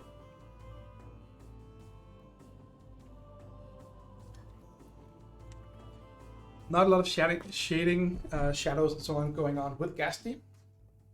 Oh, and I did mention something about purple Stormtrooper Marines. So here you go, Gasti. Enjoy the company. Now, speaking of being lazy,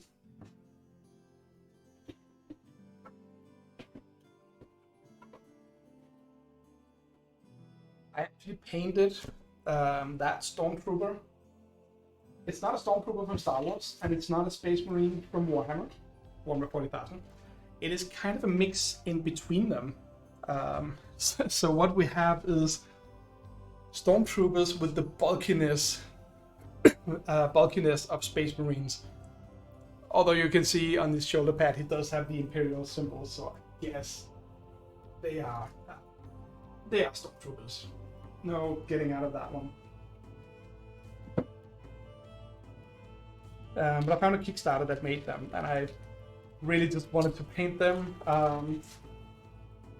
Hopefully I will at some point actually also get around to playing the game called Grimdark Future.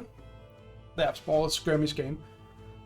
And I mean, I am by no means done with this, dude. I need to do the weapon, a little bit more shading, but it did kind of like a Sentinel with different shades of purple. That was done with an airbrush, and I finished that dude and 9 others, 10 in total, in about 45 minutes. If I spend somewhere between 5 and 10 minutes per miniature, you know, do assembly line painting, they will have the metallics like the gun and so on done in black. Add quick dry brush with, or the other way around, doing metallic, doing a black shade, a few details here and there, maybe paint up, you know, highlight up the Imperial symbol, and that would be, I think, 10 to 15 minutes per miniature for another, let's call it 3 hours. So in about 4 or maybe 5 hours, that would be 10 minis painted, so less than half an hour per mini in total when you're doing bulk assembly line work like that. You know, things just go way faster. Now for Gasti, I have a strong tone and a soft tone. Let's jump back here on the table. Now what we're looking for here is kind of the color we have. We also have... Why don't I have a soft tone? Oh well. I have the ones here. The light tone is more sort of reddish light, but we have the strong tone should be the match. But I think the strong tone is going to be too dark because he's already fairly dark in his, in the colors I chose for him. And I really just want to use this to give the shading. So it's going to be, skin is going to be pale, so we're just going to go for the soft tone, see how it goes. And now if I suddenly go offline, it's because I have spilled this, 200 milliliter. It does say. That's about 200 milliliters, maybe more, of varnish. If I spill that all over the place, I'm probably just gonna go offline and start cleaning up.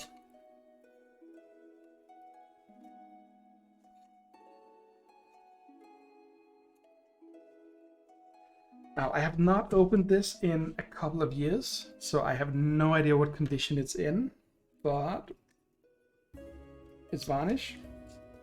It is for the ages. Thank you, me. Wishing me good luck. Yeah, and I can feel a really, really thick layer of what are they called?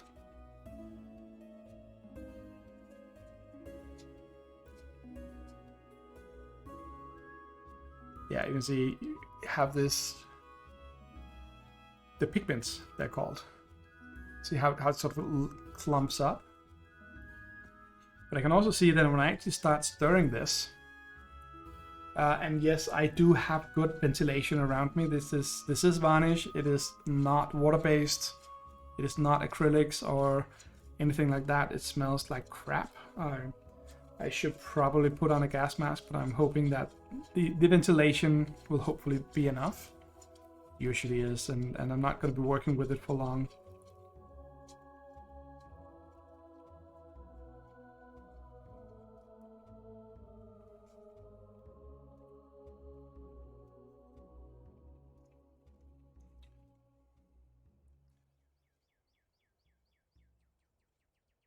I mean, if you look at the way it kind of runs off the stirring sticks I have here, then it should give you an idea about the effect that's going to go on the miniature. See the edge here, almost no pigments actually stay there. It just all seeps down, and the longer it sits there, it just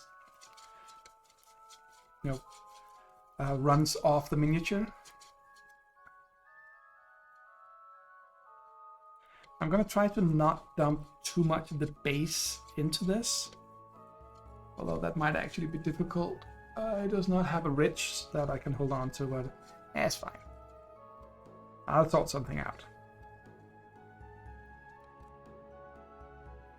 But the good news is, and I'm really, really pleasantly surprised by this. No, not really surprised, but nice to have it confirmed. It's really, really super nice. These arm painted quick shades, all the pigments, they're just sort of, I mean, there's a little bit of a lump back here, but all of it is just going, back out, doing their thing. I can really see that it's brightened up a lot, the color, since I started doing this, stirring it. So it's a good product. There's no denying that. Okay, so once I get this up, I will be sort of not shaking it. In the old days, or the original dipping method, what people did, they would literally take like a small pair of pliers, they would dunk the mini down in the varnish, and they would go down to the basement and do a huge swing. So your roof and your walls and your floor, everywhere, your clothes would just be soaked in this, or just sprinkles of this all over. But I saw Duncan do it just really gently over a piece of paper towel. So we're gonna try that. I'm not gonna be shaking it so furiously that is actually gonna go. Let's just see it run off again here.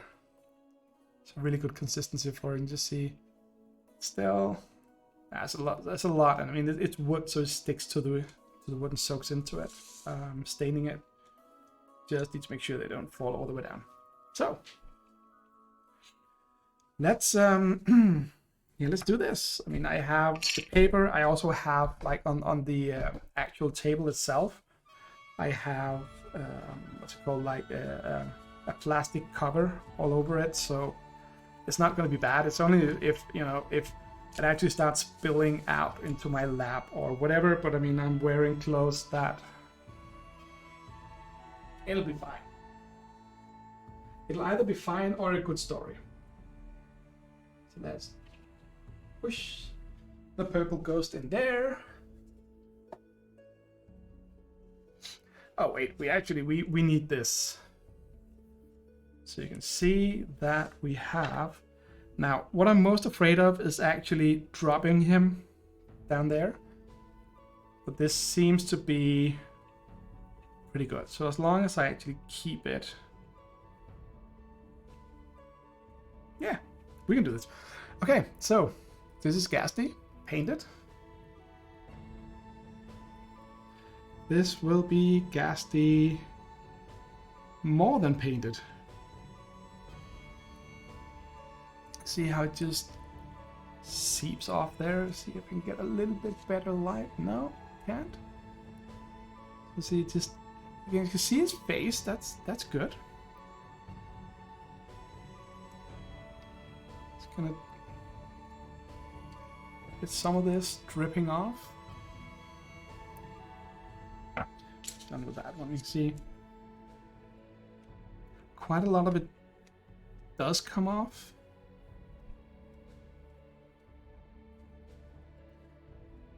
But it's actually kind of fun because it is so thick that I have to, you know, shake him a couple of times for it to start pooling at the bottom of the miniature, or his head, because it's upside down. And then, I know, third shake or so, another blob comes off. Is it possible with this view? Yeah, you can see some stuff coming off here. And I think we're...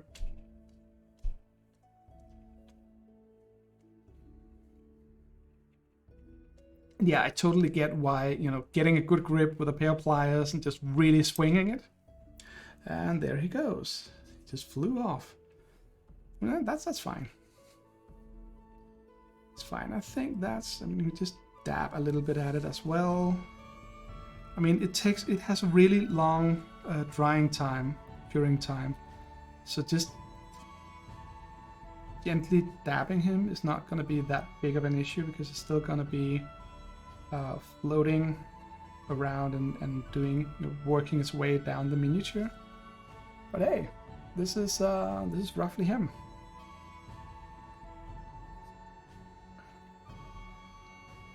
Now it's not super clear what goes on here, but I will cut out a small piece of paper, put him on it, and put him over on the rotating display. And I got varnish on my fingers, which is, yeah, he absolutely survived. And I think everything's gonna be fine. It's amazing how well things work out. Now, I haven't seen Eligoon during the stream, so I'm guessing they're either not interested in watching or had more important things to do, which is, as always, perfectly fine. There's no requirement or anything like that. It's kind of always curious when people see their own mini being painted. Now the base, I know I'm touching a little bit, and it's some of it hasn't really been dunked into the varnish. But that's actually fine, because I'm gonna paint the rim. I'm gonna paint that up in a single color at the end, like I always do. Like, for instance, on this mini that I don't have, well, I have one here. So just to give an example, I just painted this one up again in a dark purple to give some contrast to the ice finish and the brightness of his skin. So yeah, but yes, Gasti survived. I'm gonna slowly and carefully move him over to the spinning display, and you will literally get to see paint dry.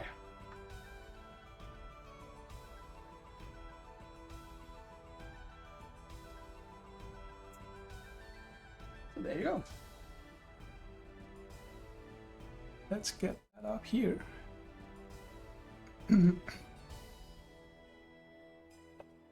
So there you go. I mean, this is why the dipping method is so popular. I mean, it adds so much depth to the mini really, really quickly.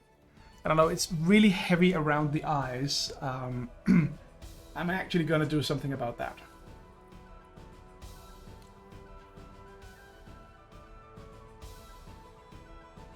And I'm also gonna, since I don't want to fill around, I'm just gonna remove the entire stand over here so I can more easily actually get to him. So what you can do, let's go back here.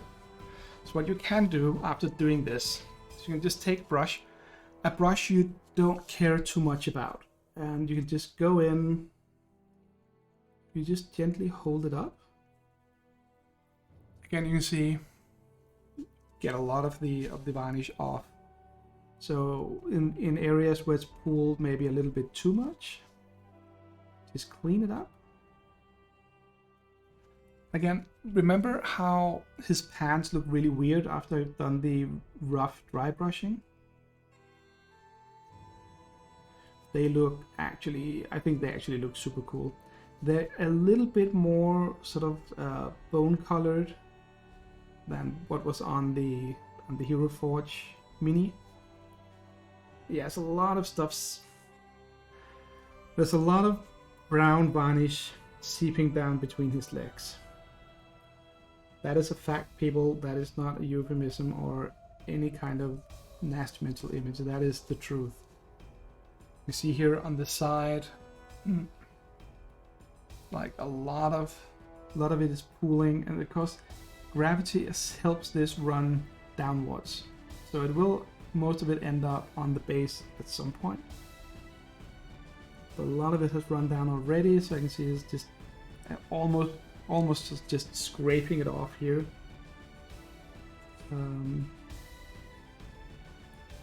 Again, that's fine. It works well. Just getting rid of it. I don't want like a really heavy pool next to his legs. Just gonna be doing that for a while.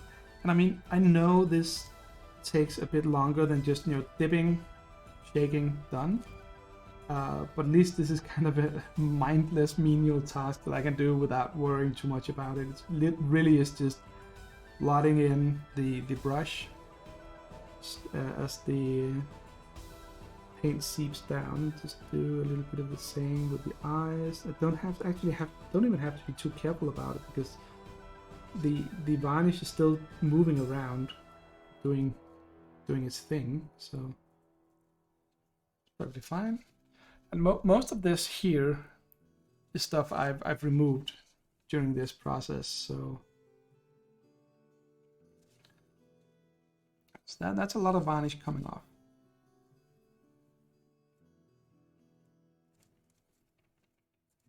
And there's still gonna be plenty to give, you know, a shadow at the bottom.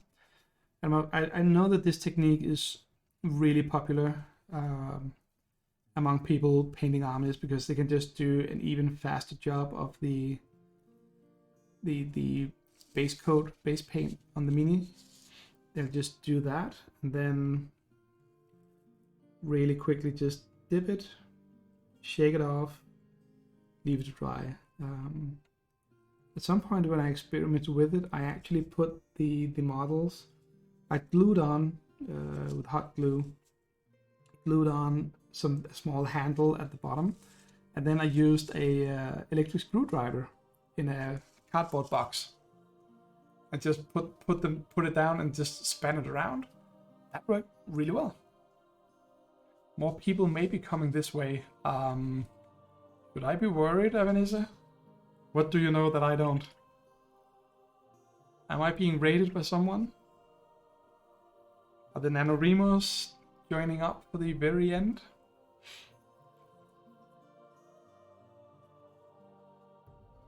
So yeah, well, say hello to Gasti. Oh, so someone asked where they could see. Cool. And you said you can't. It's our stream. We're watching. Well, if people are coming, I kind of feel like I have to continue painting a little bit longer. So let's get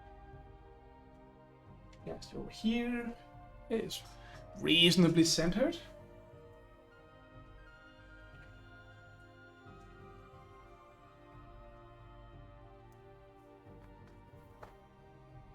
So there you go. So see, just in the short time that I sat there just removing the excess that ran down, you can see his, the original colors a lot more. He's looking pretty. He's also looking extremely shiny, and that is the effect I really hope will change when I do the matte varnish. But yeah, that's gonna be interesting. I feel like I have sticky varnish all over now. That's fine. Who cares? Oh. And yeah, I mean, it is a crude kind of shading, and there was some talks when people started doing it. you get the usual, people claiming that it's cheating and it's not real painting when just dipping it, and you know the kind of way that some people can argue and whine. But I spoke to some of the people who were the first to do it, and it's a tool in your toolbox. It's nothing more and nothing less. It would be the same as if people were complaining about having several different shades of colors. So instead of just having, the primary colors and a white and a black. So white, black, and 3 primary colors. That's basically all you need to mix all the other colors. Therefore, anything else is cheating. No, it's not. It's something that makes your life easier.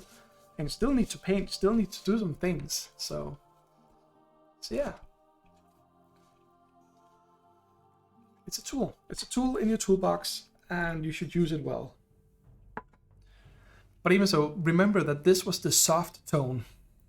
There's also a strong tone in the same line, and I think they also did that dark tone. They have a dark tone in their normal quick shades, which you cannot see because I am on the wrong scene. So, I mean, the strong tone on the right is the one we used, though the one we didn't use. We used an even lighter one. The dark of the two I have that we used. Let's get all of it up here. I don't have one of the small bottles for the soft tone, but I see the soft tone, and then you have the strong tone, and there's an even darker dark tone. So if you really want to go super sinister with, I don't know, skeletons or nasty stuff, you go strong tone or dark tone, it gets even darker. But hey, that's fun. Let's throw this out in a safe way. Safe here meaning away from the cats, because I don't want them knocking over anything and spreading the varnish on themselves, most importantly, but also not on the floor and stuff like that. So yeah.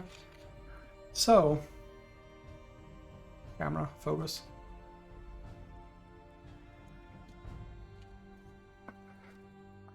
So anyway, that was Gasti. I mean, there's still some work to do on him because I need to clean him up a little bit. I need to do the varnish, but that's him for today. To the rim of the base. I probably also need to do something about the base, just a few different colors here and there, which I could have done before. I realized before giving the varnish, just it's fine.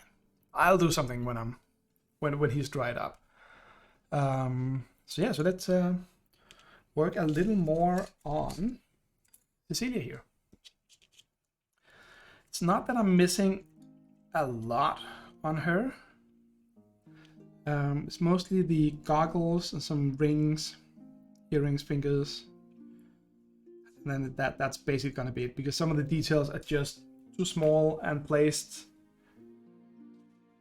in areas where I just literally cannot paint it. So we're just gonna do the simple one. Now for the glasses she has on, Josefina actually chose, I need to find a brush, to find this brush over here, just kind of a golden one, and I find that painting gold over white gets almost impossible to see the gold shine. Painting gold over black makes it almost impossible to fully cover for some reason. It doesn't go like a dark gold, it just goes meh, to be honest. But painting it over a brown actually makes the gold color come out super well. So that's what we're doing. And no, I am not painting the eyes that are otherwise visible. No, in Hero Forge you can see the eyes through the glasses and over the pupils and iris, whatever. I am not doing that.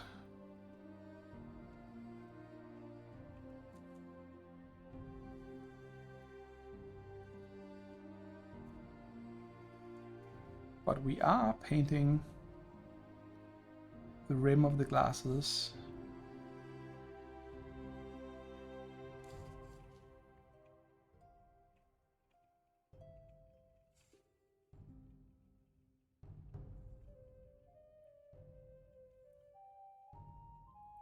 It's actually kind of going to look like a mix between goggles and sunglasses.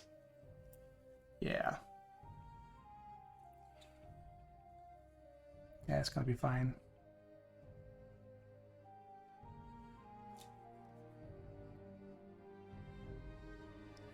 That's what I keep saying. I keep saying it's going to be fine. It's going to be fine. Not a problem.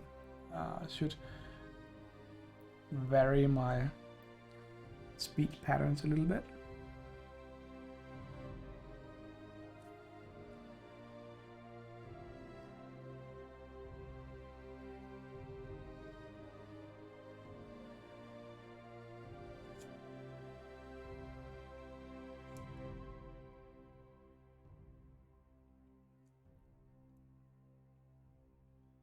So there you go.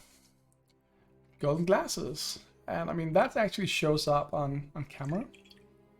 Looks amazing, so it'll be fine. Thank you. Always good to have a small confidence boost. Now for the belt buckle, we're gonna do the same. Except I screwed it up. I don't care.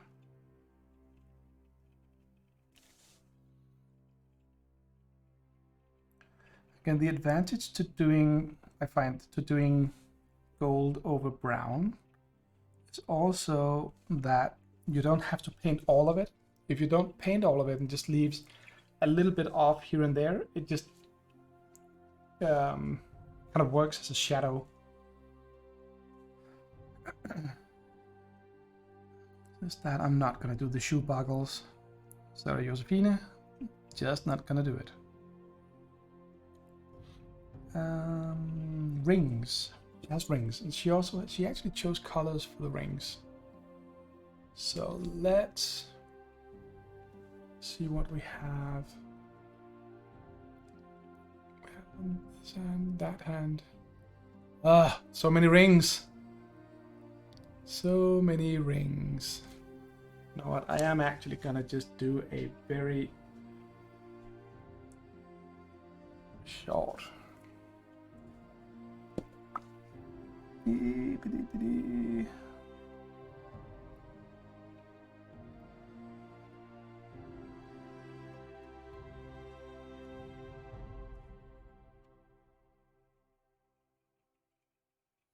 Okay. I just knocked my magnifying glass, and then magnifying glass that moves really, really distorts your vision. So trying to hit anything precise when the entire world just has gone wobbly, yeah, I don't see that happening. So let's try that again, shall we? I'm just gonna dot in the, not dot in the eyes, but just dot in the bottom of the glasses to make them look less like goggles. Yeah, is still gonna give that effect, but hey.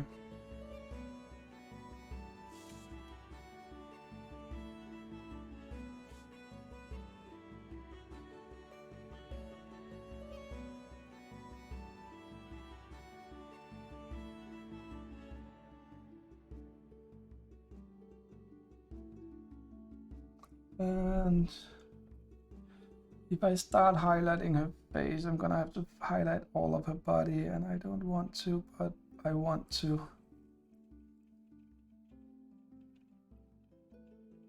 Just gonna do a few super quick highlights on parts of her face.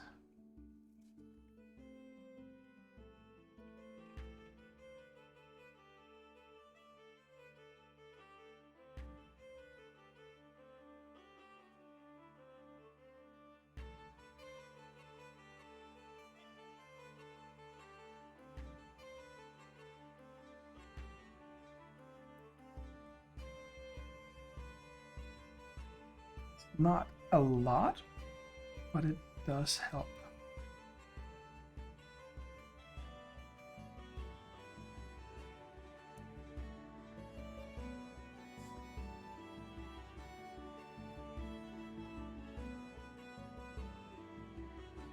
It's one of those things that actually really difficult to see as I'm doing it. But then when I move away from the miniature a little bit and just look at it, I can just see that the face works so much better. And the thing to remember here, I've mentioned in the past as well, is that when doing especially something like the face, what I'm going for is table ready standard, which is my way of saying it has to look good at a distance.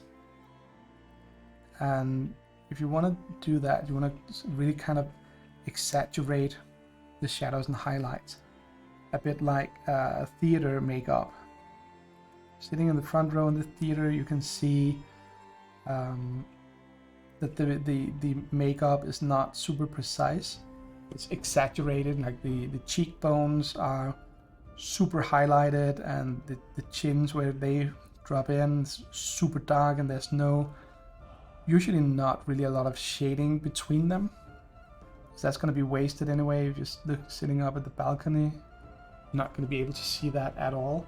But if you do, can't even remember what it is. Kind of like you have, is it a dark or medium dark here, super white on the nose and the cheekbones, super dark down the cheeks, and then white on the chin to make that pop out, and then really red or something on your lips to make them not look like your lip gloss. What the fuck is it called? I don't know what makeup is called. It's just super exaggerated, and when you're up close, you just kind of go, wait, what is that? That makes no sense. But the second you step like 10-15 meters back, it all of a sudden makes sense. This is the same thing we're gonna do here with the miniatures. Super exaggerated highlights. And I also find that giving it just a layer of highlight actually smooths out a little bit of the sort of pooling that happens when you shade a mini. Even when it's not, with the same, the varnish that we used on Gasti, just a small shade here. I mean, her face is just very small things. If you look at it really close, you can see like it's kind of, still a little lumpy. But if you look at it from afar, all of a sudden, the lines going down your neck that you can't see because I have a beard, sort of the tendons, I think called on the side, all of a sudden they pop just a little bit more. And that makes it stand out clearer at, I call it arm length, because I put out the mini an arm's length away from my face, and that's when it has to look good. And yeah, it's coming, going there, coming. We want to do mostly just doing a little bit of touch up. The kind of thing that's not really necessary, but I like doing anyway. was just a small patch on the belt where the sort of gray highlight had gotten a little off, a little wonky. So why not just fix that one up? Okay, so golden ring. And the one of the issues with the Hero Forge minis is that even on a good resin printer, they sometimes have details that just don't come through. This ring, I think that was golden. Yeah, that's the one that's golden. Some of them are golden, some of them are purple. And by strange coincidence, I painted a lot of purple recently. So you do that again. I mean, that would be the Purple Ghost Squad, the Stormtrooper Marines, whatever you want to call them. The Purple Ghost in this case, by the way, is a reference to, not actually a reference to Pac-Man, but a reference to a role-playing character for Shadowrun that a friend of mine made. It's called Spiff. He made a character named it Purple Ghost, simply because there is not a purple ghost in the original Pac-Man. I have been told that there's a purple ghost in Mrs. Pac-Man, which came later. But if you're sticking to the original Pac-Man, there was no purple ghost. So, that's a bit of random trivia for you. Let's switch to the purples.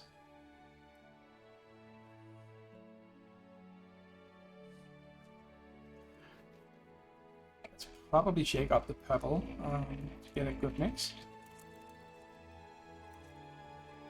I also need to shade the base just a little bit, and once all of that is done, that's the rim of the base. But I usually wait with the rim of the base until the very end, because the painting handle, it can leave small marks. They will leave small marks on the rim, so there's no point in spending a lot of time getting that absolutely smooth and nice, only to have it cracked up a little bit. It's better to just wait. So purple we're using here is the darkest in the what Army Painter called a triad. They've earlier this year, I believe in March or something, it came out with a line of paint specifically made for airbrushing. So it's really thinned down, so you can put it straight into the airbrush, and you can. I've tried it a number of times now. It's super easy, so you don't actually have to fiddle around with thinning down the paint and getting the right consistency and all that. They've done a really good job at that. Bloody I'm just swearing at my magnifying glass that I keep hit. It's not the magnifying glass fault, that's mine. No, but the Army Painter, the airbrush paints, or air series, whatever it's called, yeah, there's divided into the triads, where you have like the base color, and then you have a dark, it's called base, mid, and high. So you kind of, if you want to go purple, you basically, I would say, go with the, yeah, do whatever you want, of course, but go with the, I would actually try and go with the base, which is the darkest, and just slowly highlight up. That way you don't have to think about shading, because instead of doing the mid-tone and then shading down to the dark one, you just start with the dark one all over, and you build up your highlights. So, yeah. And they only have the purple set as an actual triad from them, but they're really well made. I mean, the Space Marine dude you saw before, just need to double check. Earrings. That one's purple. That one is purple. Okay, cool. Now the Space Marine, what I did was I didn't mention how to called an undershade, where you kind of paint with the dark color from below, and then the mid-tone sprayed sort of straight at, sort of horizontally at the mini, and then the light tone from at least 45 degrees above and higher. So you kind of, actually you highlight the entire model in one go instead of doing each individual area, but it works really well. It's like the cenital highlights. So that was a purple. Can get a little bit of the bright. It needs to dry a little bit. They're fairly thin paints, runny paints, so it doesn't cover well. So I just need to give it a little bit more. But once that is dried up, or while we wait for that to dry, why don't we just shade down the base?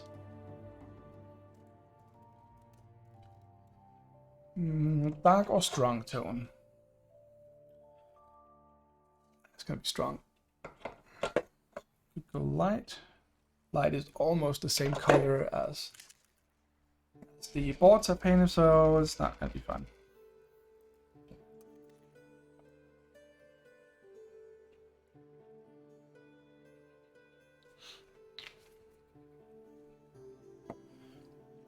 So go.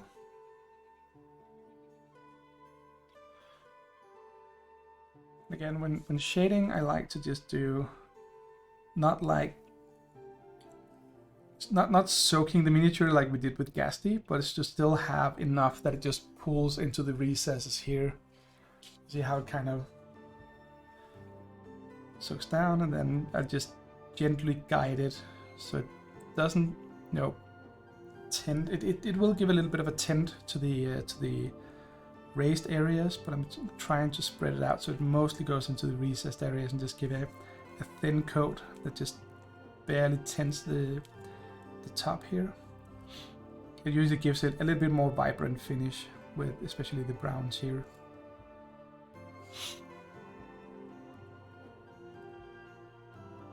Yeah, I think it's just you and me, Ebenezer, and I think it's been like that for a while. I mean, the viewer count goes up and down a little bit, but yeah. I did not see any other NaNoWriMo people.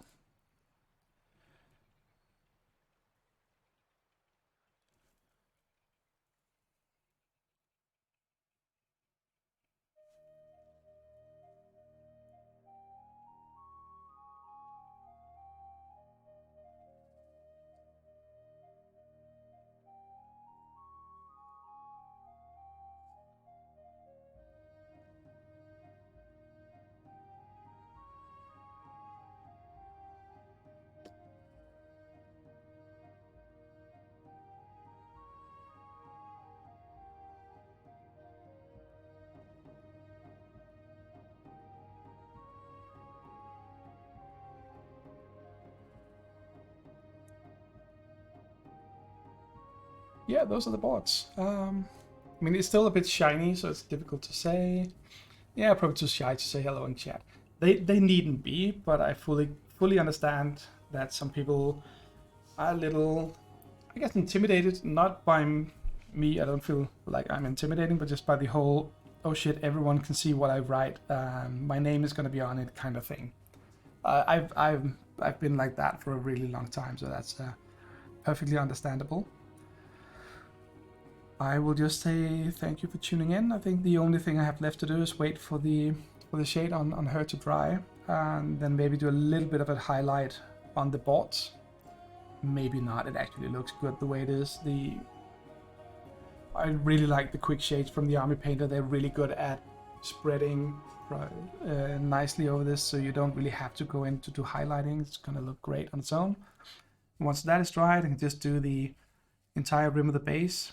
Since I've been shading down to it, I don't want to give it a quick coat now. I could normally do that and let it dry and harden up nicely, but yeah, I think that went reasonably well. Oh yeah, some bright purple. There are a few places where I just need a little bit of a bright purple. Since I mentioned it, why don't we just put the... This is what they call the triad. I don't know how well the colors show up here with the white background and everything. But it should be possible to see that there we have the base, the mid. They're not doing this, are they? No. Base, the mid, and the high. Now what's really interesting now that I'm actually really looking at them here is that the base has quite a bit of blue tint to it, which goes really well with what I saw. Ooh, I cannot remember, it was Lila Mew or Dana Howell. I think it was Lila Mew talking about how to shade using an airbrush, and how blue is always a good default choice for shadows. I don't hold her to it though. I may remember incorrectly who it was, but and it doesn't mean that you should always use blue for any color. That's not the what's it called, the message here. It's just that if you do give a bit of a blue tint to your shadows, that is probably a good choice. Right, so a little bit of purple there. Yeah.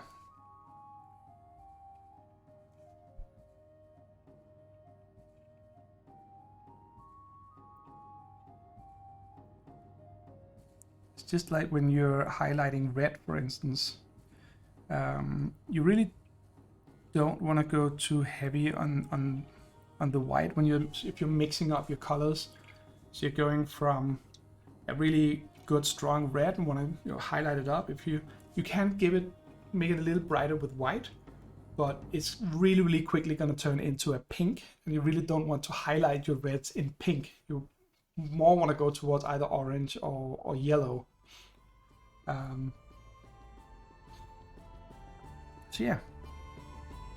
So there's just basically the rings have some kind of stones inset to them, just giving that a little bit of bright purple just to make it stand out from the actual ring itself. Yeah, I think we're done with her for now. So let's plop her over on the display as well.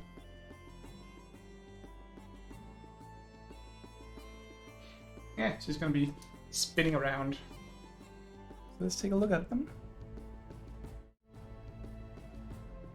Yeah, you can see again the varnish on Gasti, it keeps moving around, it keeps creeping out. You can see it really clearly in his hair, how much it actually still seeps into the recessed areas there. It's a little bit of pooling going on, but nothing too worrying. There's actually a lot of pooling going on around his legs. I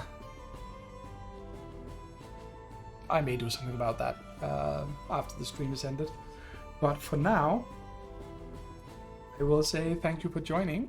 I'll just go see who's online and we'll maybe rate someone.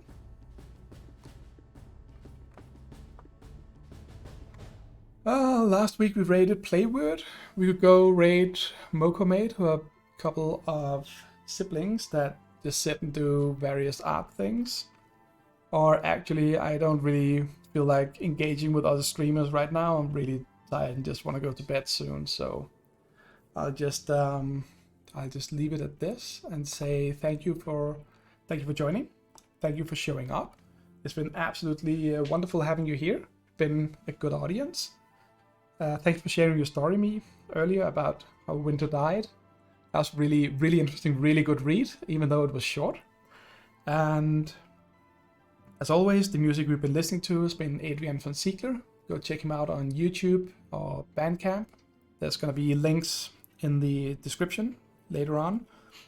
I really like his music. It's really, really wonderful to have as background when you're reading, or if you're writing, or if you're playing role-playing games or painting, anything like that, really. Go check him out, support him if you can. And with that, I will say thank you for today. Have a pleasant evening. Goodbye.